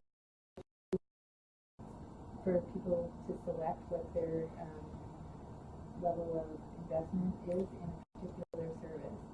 So in this particular one, I talked about, if we were looking into 2020, you can see that it's $166 million. So we know that that's what, if we maintained all of our that's what the budget is. That's so knowing what we actually have for funding in the background, it actually has what the actual budget is. We're overspent by $12.5 million. And please ignore the fact that we have pound symbols. It's just a sandbox, and it would be if we chose this product to go into Canadian dollars. We're 8.1% over budget. And there's always, because of what's going on here, it does give us this nudge to say, you're over budget by this amount. You either need to decrease service or increase the taxes. So this one is pretty slick. It does, instead of having that long list, it has drop-down menus. When you click on it, all of your different services come. They're already put onto the 0%, meaning maintain service. So over here, the consequences, these all relate to what would maintain. We've put the cost in so you know what the budget is, similar to what was in the other one. This is more manual, you have to actually type it in yourself. But it's all, these descriptions talk about what is the actual current service level. So right off the bat, the user can say, okay, well, I'm $12.53 million, so they may go into the one-stop development shop and say, well, take some more information. They see the turnaround times. They think, well, those are some pretty reasonable service levels for getting permits out. Maybe we can do something there. Maybe I'd be okay with that. So they go down 10%. Then another area that they might look at is public safety services. For fire, the consequences, if you went down 10%, it tells you what the amount of that reduction would be. The result would be longer response times, but we can also add some more information that it would also result in closure potentially. These are just examples of fire station and potentially identifying what that might be. Going down into transportation environment, we picked on roads previously. We would again some more information. This is the same information that's on the other one, just in different spots for people to drill down if they're interested. Parks and recreation, if we go into the sports and recreation facilities, go down 10%. We see that this would result, that's the amount of money in the closure of one of the city arenas. Community grants, maybe 10%. We'll still see that we've cut a lot. so far, and we still see that we're at 5% over budget, and that's equivalent to $7.5 million. Well, as a user, I might say, well, I think I need to look at the property tax rate. We've given them 8 different options because they could maintain the tax rate. So 1 through 7, it's based on percentage, but as you click through, we've changed it to cents because that may be more easier for folks to understand. So 1% is about a 2-cent increase on the tax rate, and if you click down into more, it just tells us what it's been the same for 10 years, what the tax rate is, approximately 2 cents, and I don't know if it's 100% rate, but on a $150,000 home, it's about $35. But again, we haven't made much of a dent, so if we keep clicking through, we can see it change in terms of the revenue that we're generating, and even at the 7% range. This just is a very interesting tool to actually even talk about the magnitude of the financial challenges in that worst case scenario come 2021, which all things kind of stay the same. So if I'm a real determined person to get it down, maybe I go back to other areas where there's a lot of money. I look at maybe decreasing police by 20%. That's $5.5 million, but I'm still overspent. So maybe we'll go into transportation environment. And that's how much I had to cut to get it to balance. And somehow I managed to get only like $100,000, so that's pretty good. So it felt very real. Sleeping at night. Thank you. I just start sleeping again. Okay. So for this tool, I'm thinking, okay, I think I'm done. I'm going to go and again, you can see, please enter some final comments. You can enter comments throughout anything that you select. One of the things that we did learn from the vendors, and we've learned in past public engagement, there is a wealth of anecdotal and other type of inputs that come through those comments.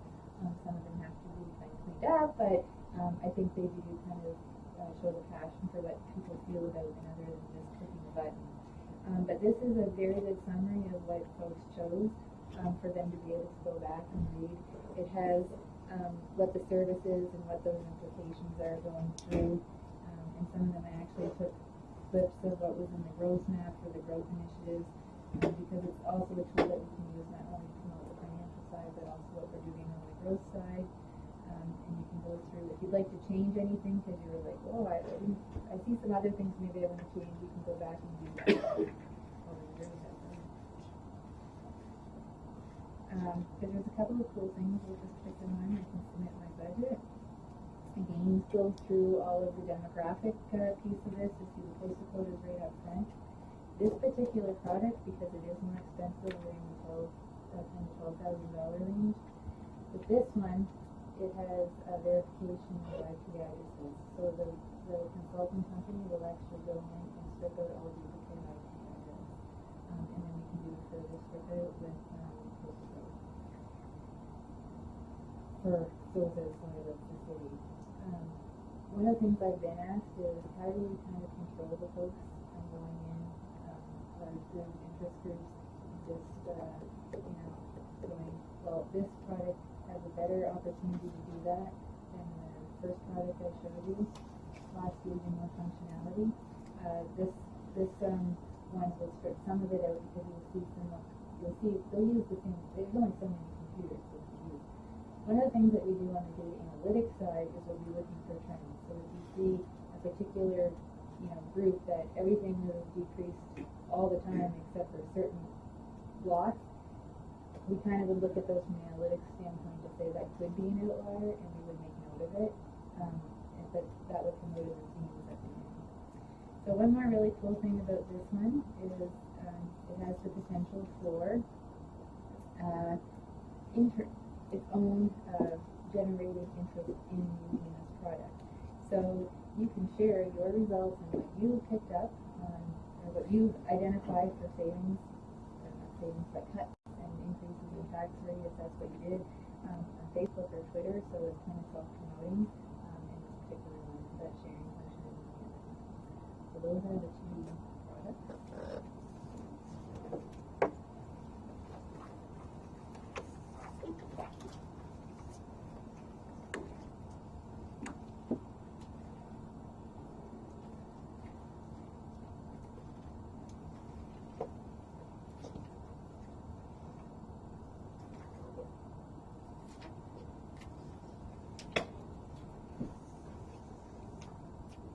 So I think I went over most of these, the features.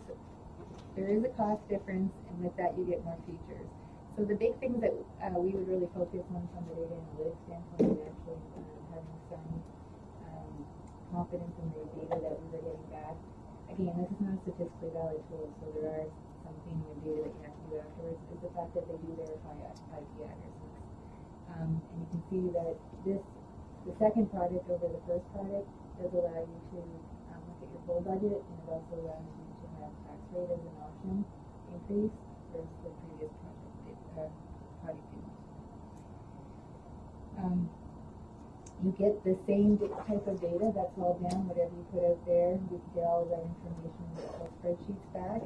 One is a Canadian company, and the other one is out of the UK, but I did verify with the UK company that it is actually hosted in Canada, and I believe it's outside of Montreal. So just in terms of financial investment, the budget allocator is $500. It would be up to $1,000 for us because we would have to have two hosted sites, one in French and one in English, and for estimating about $500 for translation. The simulator is $9,000 annual subscription for English. It's not double the cost for French, it's $2,000 to have the site also hosted in French. And we're looking at a $500 also for translation. With the more expensive product, the consultant comes in and is kind of a soup to nuts operation. They wouldn't be helping us with our content, so to speak, but they set it all up for us. Based on how I've been working with the Canadian company, there's a lot on us. It doesn't take very long to get going. It will take us longer to get our content, but we can be up in a matter of 2 to 4 weeks once all the content is there. I did include some tasks that would have to get done in terms of the content side, and I would say that that's about a 6-week process that would run in parallel to getting it ready to launch. So I'll let Commissioner Fudge talk about the timeline. So now that you have the opportunity to view the two products, so in conclusion, you've seen the advantage and disadvantage of both. But in conclusion, the budget simulator is a better tool to use due to the following reasons. First, it's more accurate and more control, and I think this is very important. Because there's ability to manage the system, verify users, strip duplicate responses. So I think that's very important, so that you don't want somebody that going in, do exercise like 10 times, right? So you want to take that out. So I think that is a very important feature. The second is better visualization, like as you can see from the demo, right? If you want to attract people to use the tool, it has to be simple enough. It has to be easy for them to understand. So, with the second tool, it looks really simple, easy to use, and you actually can see the $12.5 million deficit. And there are different ways for you to bring that deficit down. So there's a combination of, you reduce your expenses or you increase taxes, versus the first option, you're only focusing on spending. Like there's no option of, increasing taxes. So another thing is more customization. Now, of course, with a more expensive product, there's more ways to customize things that, better meet our needs. And Stephanie already touched on the analytics side of things. It's very important that once we get information, we should be able to analyze data and use it for our purposes. And another thing is sharing information for like social media promotion. I think it's very important because we can create awareness. More people know about this. More people will participate. So I think that is also very important. Now, talking about that, we understand that budget simulator is a more costly option compared to the other option, because one we are talking about $500 to $1,000 versus the other one is like 11,000. So so we do understand the implication of cost. So I think what we'd like the finance committee to decide today is, first, do you think that public engagement is a critical component of a long-term financial planning, and we should move ahead with public engagement? The second is, if we decide to go ahead with that, what online tool do you want to pick? Of course, one is a very cheap version, and usually you get what you pay for, and the other one is more expensive version, but it has all the features that we need for our long-term financial planning exercise. So that I hand it over to the finance committee to discuss. All right, so first we'll start with we're being asked questions.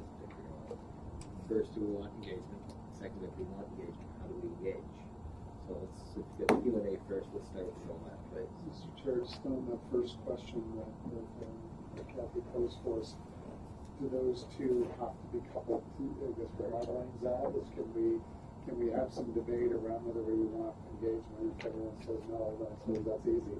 But we want engagement. Can we decouple the second phase? Is that another option, just to absorb the two simulators, to have a little bit more thinking on that, and then at the next finance meeting, which I assume is in about a month, come back and make that decision? Is that also a plausible option?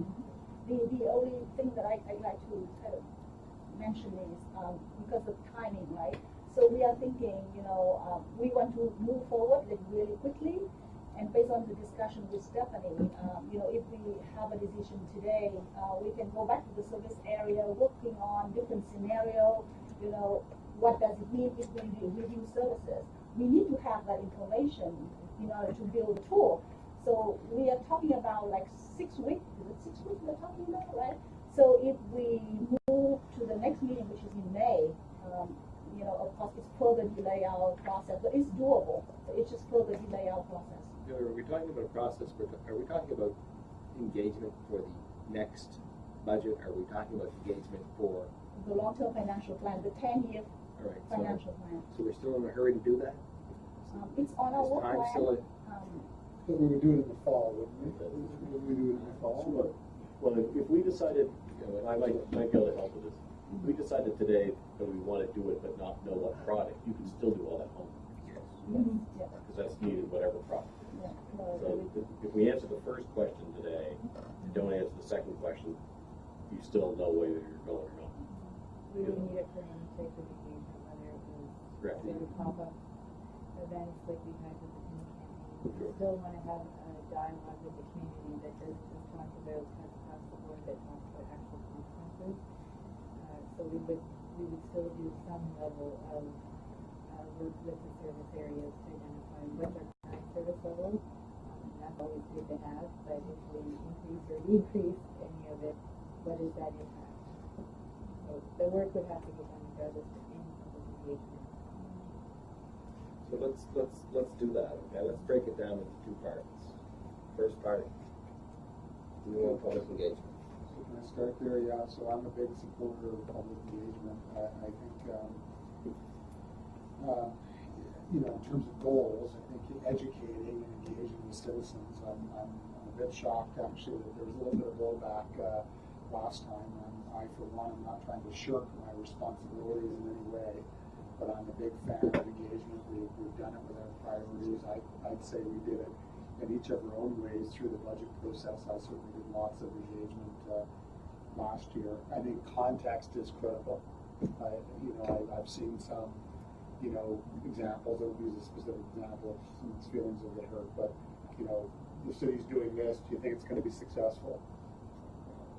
How could you even so I think how we get the context out on the table so that people can be informed, is it videos, is it I don't know the answer, but I think if we don't do the context and providing that back scope for folks, I would be less favorable to do it. Managing expectations and addressing some of the key perceptions, again, whether it's easy peasy or whatever, I think those things all bundle together. I mean, it's critically important. And we all know, we could list off right now on the whiteboard the top 10 beefs, if you will. I don't mean that in a derogatory way. But what I see is, I see people that are highly opinionated, but are missing so much information. And I want them to be opinionated. I want them to give us their feedback, but they've got to have that critically important, and I'm repeating myself, context. So I'm in favor, absolute, with that kind of, a complete plan. And then on the worry side, I just want to be careful that we don't have, because I saw it certainly through the last budget process. I saw the dialogue online, and there were several examples that I can give you of absolutely fake accounts who today are gone. I can show you all my screenshots, but they're all gone. Councillor Sullivan and I were engaged with one of the individuals. I don't want that to happen, so to the degree to which we can guard against special interest groups just going in and totally skewing. So all of a sudden we get a report that says, 70% of the people want a tax increase. That would not jive with what I hear on the street on a day-to-day basis. So I think those are my comments. I have 5 active email addresses. You have 5? 5. Sailing, hockey, council, school, and a personal. I know this is question 2, which we haven't got to yet. There's no way we can use the cheap one. It is way too easy for the special interest groups, whoever they may be, to go in and I can sit here and have 5 answers, 10 minutes.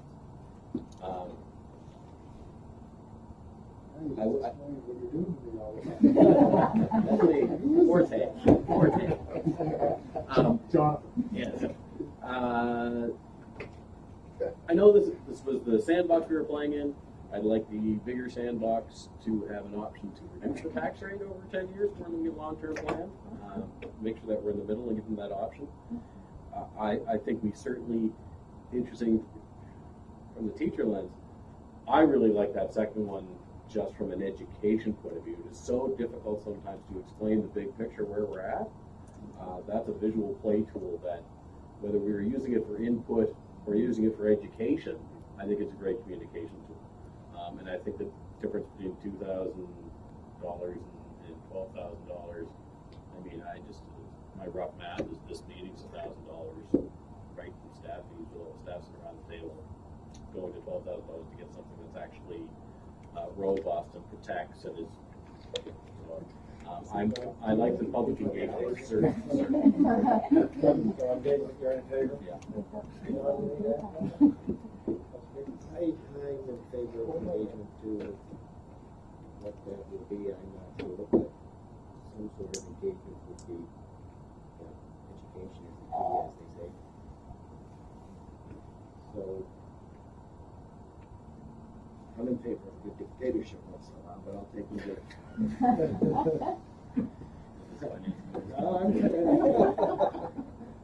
No, we must have engagement, absolutely. I said we weren't shirking our responsibility. We're going to ask questions, and then you're going to dictate what we're going to do. So, a question though: how do we present this to the public? Do we do it in open forum? Do we have four sessions in each ward? Do we do it online? Or all of the above? I think that it's got to be multifaceted. Everybody today is getting information in different ways. If I look at it, kind of be a little silly here with examples, but I don't think my children know anything unless it happens on YouTube. And they're getting to be teenage years. So we want to get the younger crowd that kind of that's how they tap into things. Be able to kind of have a campaign through social media that's one way. We have a lot of folks who are in analytics that tell us a lot of people just visit our website generally. It's pretty amazing how much traffic that we get. It kind of hits key things, but it's another avenue. So online.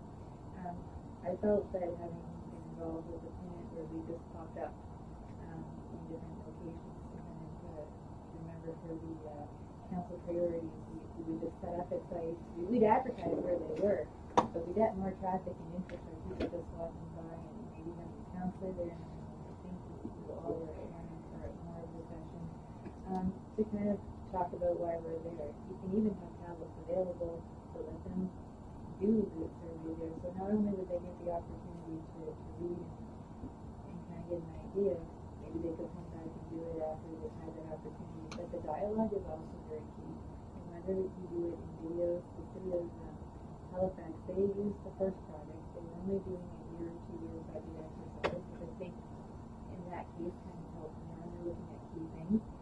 But they actually had a landing page where they had videos of each and every one of their services. I don't know how much that costs, mind you, because there's costs to that big thing. But it was pretty simple. They would have, say it was Rose, state number, the commissioner, the GM of the Rose, do their Rose feel on it with sort of pictures going on in the background. So it was pretty simple. So there's lots of different ways, presenting it in an open session of council that this is going to happen and promoting it that way. There's lots of, it has to be multifaceted, so I don't see one way to do it. Yep. So, yeah, I probably agree. I never speak for another counselor, but I know Counselor Norton's always very passionate about engagement. So I think this is a given. So, can we take the conversation just a little further into what product, or did, and really will decide this, did you want to walk away from this and give it some thought? For me, I don't have to walk away. If we're going to do it, we need to do the one that has the extra security and functionality and has the tax rate. Unless there's another option that we didn't see of what we've seen. Yeah, I would echo. I mean, of the two you showed us, I think that just the functionality of the second, and for all the other reasons that you stated, I guess,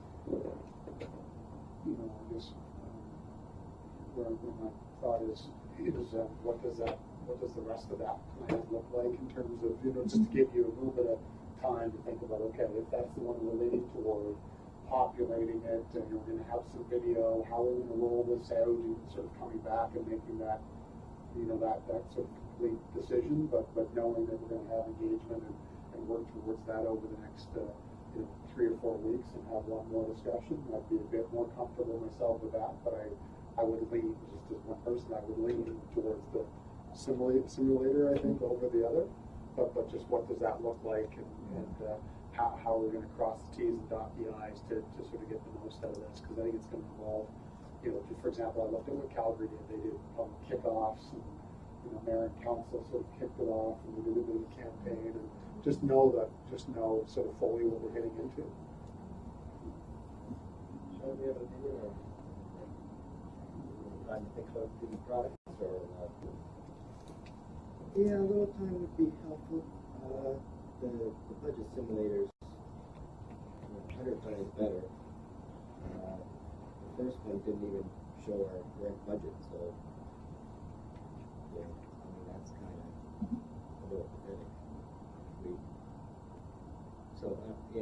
Maybe not the right word, but it's just, I think that might skew the results, or they're not getting the right information if it's only says 100 million instead of actually 166 million. Right, so I guess I know which one I'd choose right this very minute. I don't think there's much option, but I do wonder about the other two members of the finance committee that have the opportunity to think of this. So I guess the only thing I've asked, and I don't know, it wouldn't make a great difference kicking this thing off. I know it's another month,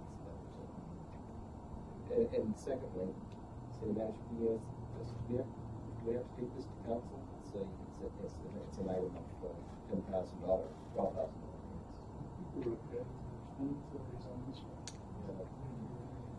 Not that I want that we're out of council, but to speed it up some, I was thinking. I certainly want the council engaged in it. I think this second project is an excellent project for council to be engaged in, to go through the process themselves.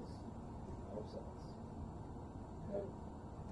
In terms of timing, we looked at 6 weeks, we looked at this from today, because really to do public engagement, there are kind of 2 key times that make a lot of sense. And I say you don't want to have, you do public engagement that might talk about roads during buckle season, so maybe it's not a good time, or April's not a good time. Good, and you don't want to do it in the middle of July because nobody's around, they're vacationing. So I advise the finance team, the best 2 times are to do it sort of the early to mid June, and then again in September. So to be, and I know for the finance team to have this input for their long-term financial planning exercise, sooner is better for them. So because you have indicated the desire to do public engagement, we can start the process with the service areas. We know what the population is going to be, what the type of information that we need for the context piece. We can get started on that, and then it's a matter of if you want to go with content, or we have to do it regardless, even for just to settle what our service levels are. So it's a good exercise regardless. But where it becomes, just understanding what are the consequences. Are we looking at how much are we reducing the tax rate by giving you 7% in increase, but the system can definitely do a decrease as well. That I think we could do it within that mid-June timeframe. We start the context piece now, and come back and make the decision on the product. It was copy and pasting to put it into the system once we had it. So just on that, I guess I'm a bit confused. I guess I think of, we're ongoing here, but I think of budget season as sort of September through the fall. We started early, we'll be doing this through here all the way through. I guess I saw this as a September initiative that would roll through that time frame. So I guess I'm hearing 2 options that we can either do it in September after folks go back to school likely, or we're going to do it in June. So I guess all along until today, I had in my mind that this was a fall initiative. Yeah, again, this initiative, what I've heard, great discussion. What I've heard is, there's concern over making sure we've got the context right, the content's appropriate, the information's clear and concise, and for this group, that's in place, and certainly we're bringing that back. We did provide the finance committee a schedule with respect to our long-term financial plan last meeting. We're targeting, our timeline is very similar in terms of creating the 2019 operating budget, but we had hoped to also, in this year, in conjunction with providing a 2019 operating budget, having a first long-term financial plan.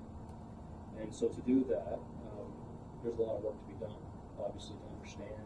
We have to work with all the commissioners. Stephanie put a lot of time into this for this presentation, but it is a sandbox, it is a demo. Not all the data is realistic. So we really need to spend and invest quite a bit of time with all the service areas to make sure it's right, and that it's digestible and usable.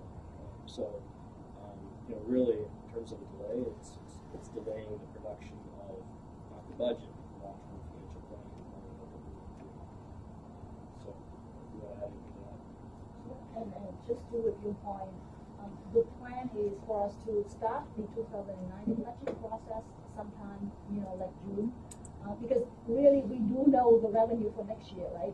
So the exercise that we are going to do with budget simulator is more for a long-term financial plan.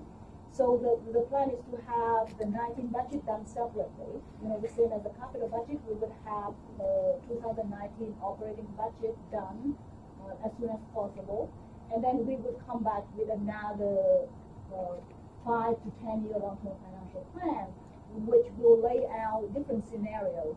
So, if you have a, say, 5-year financial plan, which will be a foundation for your next year's, the year after's budget, right? So it's not critical that you have to have it to do 2019 budget, but the goal is at least we have a long-term financial plan, the 10-year plan presented to council, and the original plan is to have it done the third quarter, which is September. Now, in order for us to do that, we need to have input from the public way before that in order to review the So, results. yeah, so I'd move with that information, and I'd move that we move ahead with the budget simulator, and we've got 6 weeks worth of work to do. Do I have a second for that? Yeah. Thank you. Did you have a comment, question? Like I was just gonna really add on and say, September's gonna be a little busy in the province of New Brunswick, and if we're doing public engagement, it might actually, what office are we running for? As we stopping people from holiday in Market Square? But also, just to inform the 10-year plan, I think separating it out of budget season is a little better. It helps with the education. This isn't necessarily next year's budget, we're building something bigger, so doing it at an odd time of budget year is probably good for that. And finally, and a bit facetiously, all sorts of charities raffle off fire chief for a day. I've never thought of raffling off commissioner of finance for a day. So with that, we have a motion on the floor and seconded to both do engagement and looking budget similar projects. So all those in favor? Aye. And those opposed? Thank you very kindly. Thank you, ladies, so much. Yeah, I agree.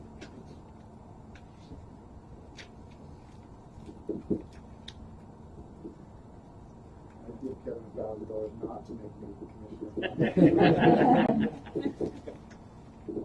All right, last item, please. Operating budget policy, and I think Commissioner himself. Yes, well, thank you very much.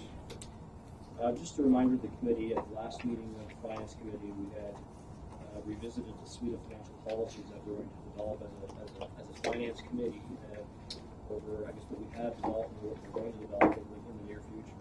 The purpose of these policies, again, to strengthen our financial sustainability and reduce our vulnerability. We highlighted the fact that we've already approved a number of policies. We've approved the asset management policy, we've approved an investment policy, and we recently approved the reserve policy. So there's 4 policies left in what we plan on bringing back to the Finance Committee for the remainder of this year. Those policies being an operating budget policy, which is in your kit tonight, we'll talk about in a minute, a capital budget policy, a debt management policy, and then a long-term financial plan policy, which will envelop the entire suite, and we'll talk about it later on in the year. So I'll just touch upon the key features that are in this policy, and although subtle and written subtly, it does drive some significant changes in how we manage our business financially. So first of all, I would highlight this is the GFOA book of best practices. There's a lot of best practices in here. The operating budget is one of them. So included in this particular policy is the fact that the operating budget should align, obviously, with council's priorities, but also with the council-approved long-term financial plan. It's important because it puts teeth into the fact that we need to abide by the principles and features that are in this policy. And some of the things in this policy speaks to the fact that the budget must be sustainable, and we define what that means in the policy. And the budget will be produced with a long-term focus of achieving a structurally balanced budget, and provides a clear link for the taxpayer between what our resources are and the services that we provide, and how they link with the long term. So that's a fundamental principle in this policy. Another fundamental principle of the policy is our budgets must be affordable. And what that means is we must be able to bear the budget, or the cost of the budget that we approve as a city, without putting a risk of incurring further financial difficulty down the road, or pushing costs to future generations. That speaks to sort of the concept of structurally balanced. Also places a focus on prioritizing innovation and prioritizing operational efficiencies and continuous improvement, and also revenue generation and growth as being top of mind priorities when putting together an operating budget. It speaks to the responsibilities of the commissioners with respect to managing service programs and coming in within their service program budgets. But then it speaks to very specific features and mechanisms in the operating budget. So one being non-recurring revenues. We talked about this before many times. Non-recurring revenues, which are one-time revenues or unsustainable spikes in revenue. So revenues you're not expected to have, I guess, in the future. policy indicates that those revenues should be directed away from funding ongoing services. They're not reliable. If you rely on those sort of revenues, you're going to end up creating and enhancing further a structural deficit in future years.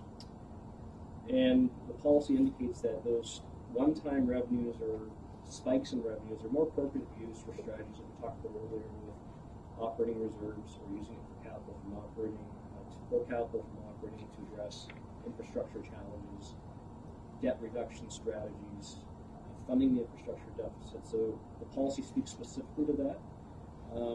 And that will be, if council approves this policy, that will be something that we'd be filtering our budget submissions by. If we see any sort of revenues that are unusual or that. I'll give you an example, building permit revenue this year. We had a significant spike in building permit revenue that if you look at historical revenues, isn't sustainable. So we applied that full revenue to fund our ongoing services. We relied upon that full revenue to fund our ongoing services. This policy would say, well, you should look back at your historical trend in building permit revenues, and also look forward looking as well as see your businesses and decide whether is that really sustainable. Should you be relying on this year's that revenue, all of that revenue this year to produce your operating budget? So it is a fundamental change in how we look at our budgets. It also sets in place some principles for user fees, user charges, and I think this is some feedback we received from this group, the Finance Committee, and there's some work to be done on this. But essentially, in principle, it discusses that user charges, in principle, should be assessed relative to the cost of providing the services, including inflation as a general overall principle. But there's some caveats in there. So one of them being, council may decide against full cost recovery when greater public benefit can be demonstrated. And there are instances where that may be the case. So some factors, and it's also in policy, some factors that would suggest a higher level of recovery or higher targeted recovery are things such as whether the service is similar in the private sector that the public sector is providing or the government municipality is providing. So we don't want to undercut or undermine or compete with the private sector for similar products and services. So that would suggest we would target a higher cost recovery to be on market.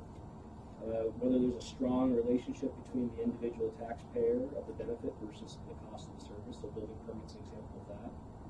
Cost of obtaining that building permit is directly attributable to the customer who needs the building permit. Or you could have a higher recovery target if there's a goal to discourage the use or limit demand of something. I think of perhaps solid waste, or if there's a goal in mind for the municipality to reduce the use of a service, that can be conducted through this policy. Factors that may suggest a lower level of recovery is there's services that are community-wide benefits.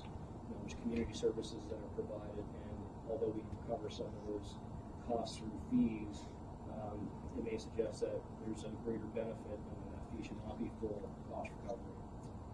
Or there's a weak correlation between the benefit and the cost, such as some fees for emergency services. So the point of the policy is there should be transparency with respect to our user fees. They should be annually reviewed, adjusted for inflation, but there also should be policies by the service areas for their user fees, which illustrates the basis for the fee, the principles for setting the fee, including the targeted cost recovery of the fee, and the goals with respect to the fee, and that are approved by council. So there's complete transparency. I know, Michael, you've talked in the budget process many times about recreational user fees. So if there's a policy in place where it's very clear and transparent what we're trying to achieve, there needs to be sub-policies of this operating budget. So we have to get through this place, but this is a best practice recommendation for municipalities to have this type of policy. Another feature that this operating budget policy speaks to is operating grants, or going after grants, intergovernmental opportunities for grants. So these funding opportunities, what this policy indicates is they should be pursued for projects that are in line with council's priorities, that are in line with the financial plan, the approved budgets, and if they're not in line with those priorities and those long-term plans, then it requires a business case to come back to justify pursuing that opportunity of some sort, analysis or business case, but also an amendment to the long-term financial plan, capital investment plan, depending on what funding opportunity you're pursuing, so that it gets reflected in the approved plans of council. So that's also in this operating budget policy, again, a best practice feature in operating budget. Other areas of the policy discussed is roles and responsibilities of council and the finance committee with respect to putting the budget together. Also places reporting requirements, what those reporting requirements are for the finance staff to bring back to the finance committee. But that essentially encompasses what we're trying to achieve with the operating budget component of the policies. Again, we talked about a capital budget policy earlier in the evening. That'll be a different matter for a different meeting. With that, I'll take some questions on this particular. Any questions for the commissioner? Member Scott? One of language on user charging of fees, and certainly I'm in favor of cost recovery, and then looking at exactly what you described here. Just again, English. Where would you sports fall in under what you've written as something that might be charged less than cost recovery? Would that be community-wide benefit to the service? Yeah, we'd have to do some work with the service areas to understand that, obviously. I've seen some policies that have full cost recovery for adults and subsidized service for youth. You know, there's different models that different municipalities follow, but I guess the key here is no one would be guessing. You'd have a policy, you'd have a target, it'd be embedded in a written document approved by council, and everybody would understand how we're achieving. What you've described is exactly what I'm looking for. I just want to make sure that that is looked after and allowed and covered in here. And all the policy could be changed, okay? Once embedded, as you said, you know, we attach some kind of inflation figure to these fees, and we don't look at it again. And it's transparent, it's available. We're very transparent. And the target of recovery, and whether it's a low recovery or a high recovery, the basis for that recovery, why we're justifying the target would be part of the policy, the service area policy. And just a comment, just to Councillor Solomon, when you think of it, it sort of actually fits, but I mean, I think the more I see us tighten up these policies and understand our costs and understand how we're allocating and making better decisions, you know, one of the examples that I can think of is that someone sort of challenged me recently that the city doesn't invest any money in poverty reduction initiatives. So we invest in private neighborhoods, we invest in pro kids, we invest in community centers, we invest in. So it may not fit exactly, but you know, you maybe Councillor Sullivan, when you said user fees, it's one thing to understand absolutely clearly sort of what our costs are, and then you know maybe there's more clear even just reporting to say, you know, here's where we are, and this particular group is going to pay. You know, here's what you pay, you're going to be rebated. That's very clearly articulated and reported. Right? Because I think, you know, almost on a weekly basis, someone will challenge, for example, and just because they don't know or understand, or in fact believe we don't invest any money at all. So we've got $156 million. The more we can continue to educate and say, here's where all the dollars go, or it could just as easily been say John doesn't invest any money in recreation. Okay, well let's clearly articulate where we do invest that money and wrap it around good policy, good decision making. You can't spend the same dollar twice. Thank you. Did I cut you off? No,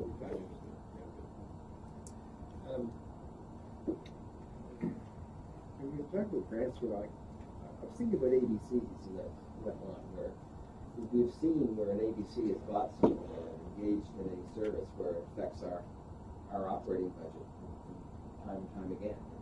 How do they get involved in this? Well, I think if it's a funding opportunity that must be applied through the city, we've got full control. So if we've got, looking at our opportunities for funding, and if it doesn't align, again, the ABCs should be feeding into this long-term financial planning process with respect to the capital investment plans and our long-term financial planning.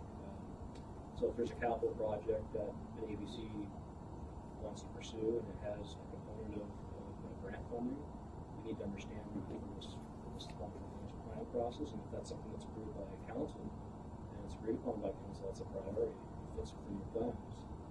then there's transparency and sunlight in that process, and there's not divergence on different parties approaching governments for funding.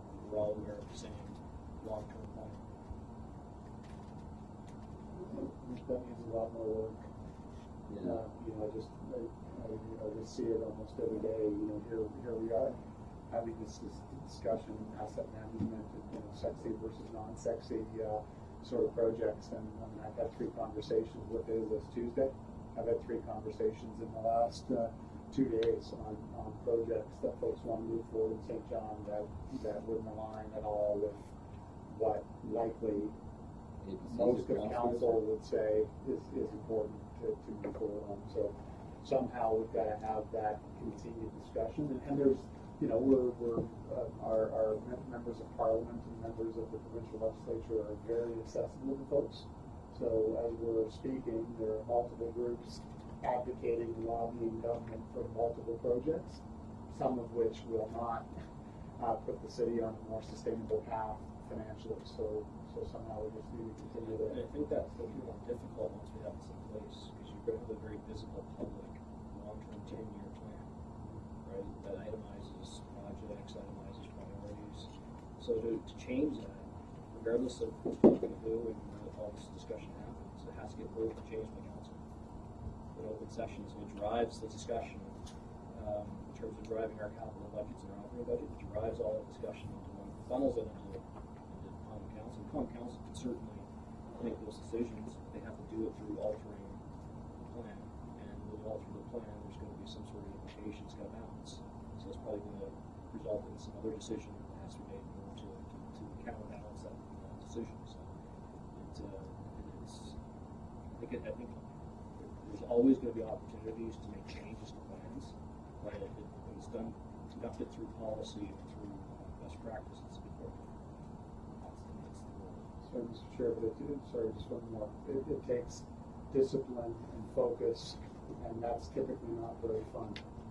And that's probably the path we're on over the next 10 years. It's saying no to a lot of nice to haves and really staying focused on a lot of core. And I just, again, there's been multiple conversations in the last 2 days. I'm not going to name the projects where there's movement. So our work together as a municipal government, working with the provincial and federal governments to say, look, this is what we need, this is what we want, and I don't know, just like being financially disciplined isn't fun, but hopefully 10 years from now we'll find ourselves in a better place than we are today.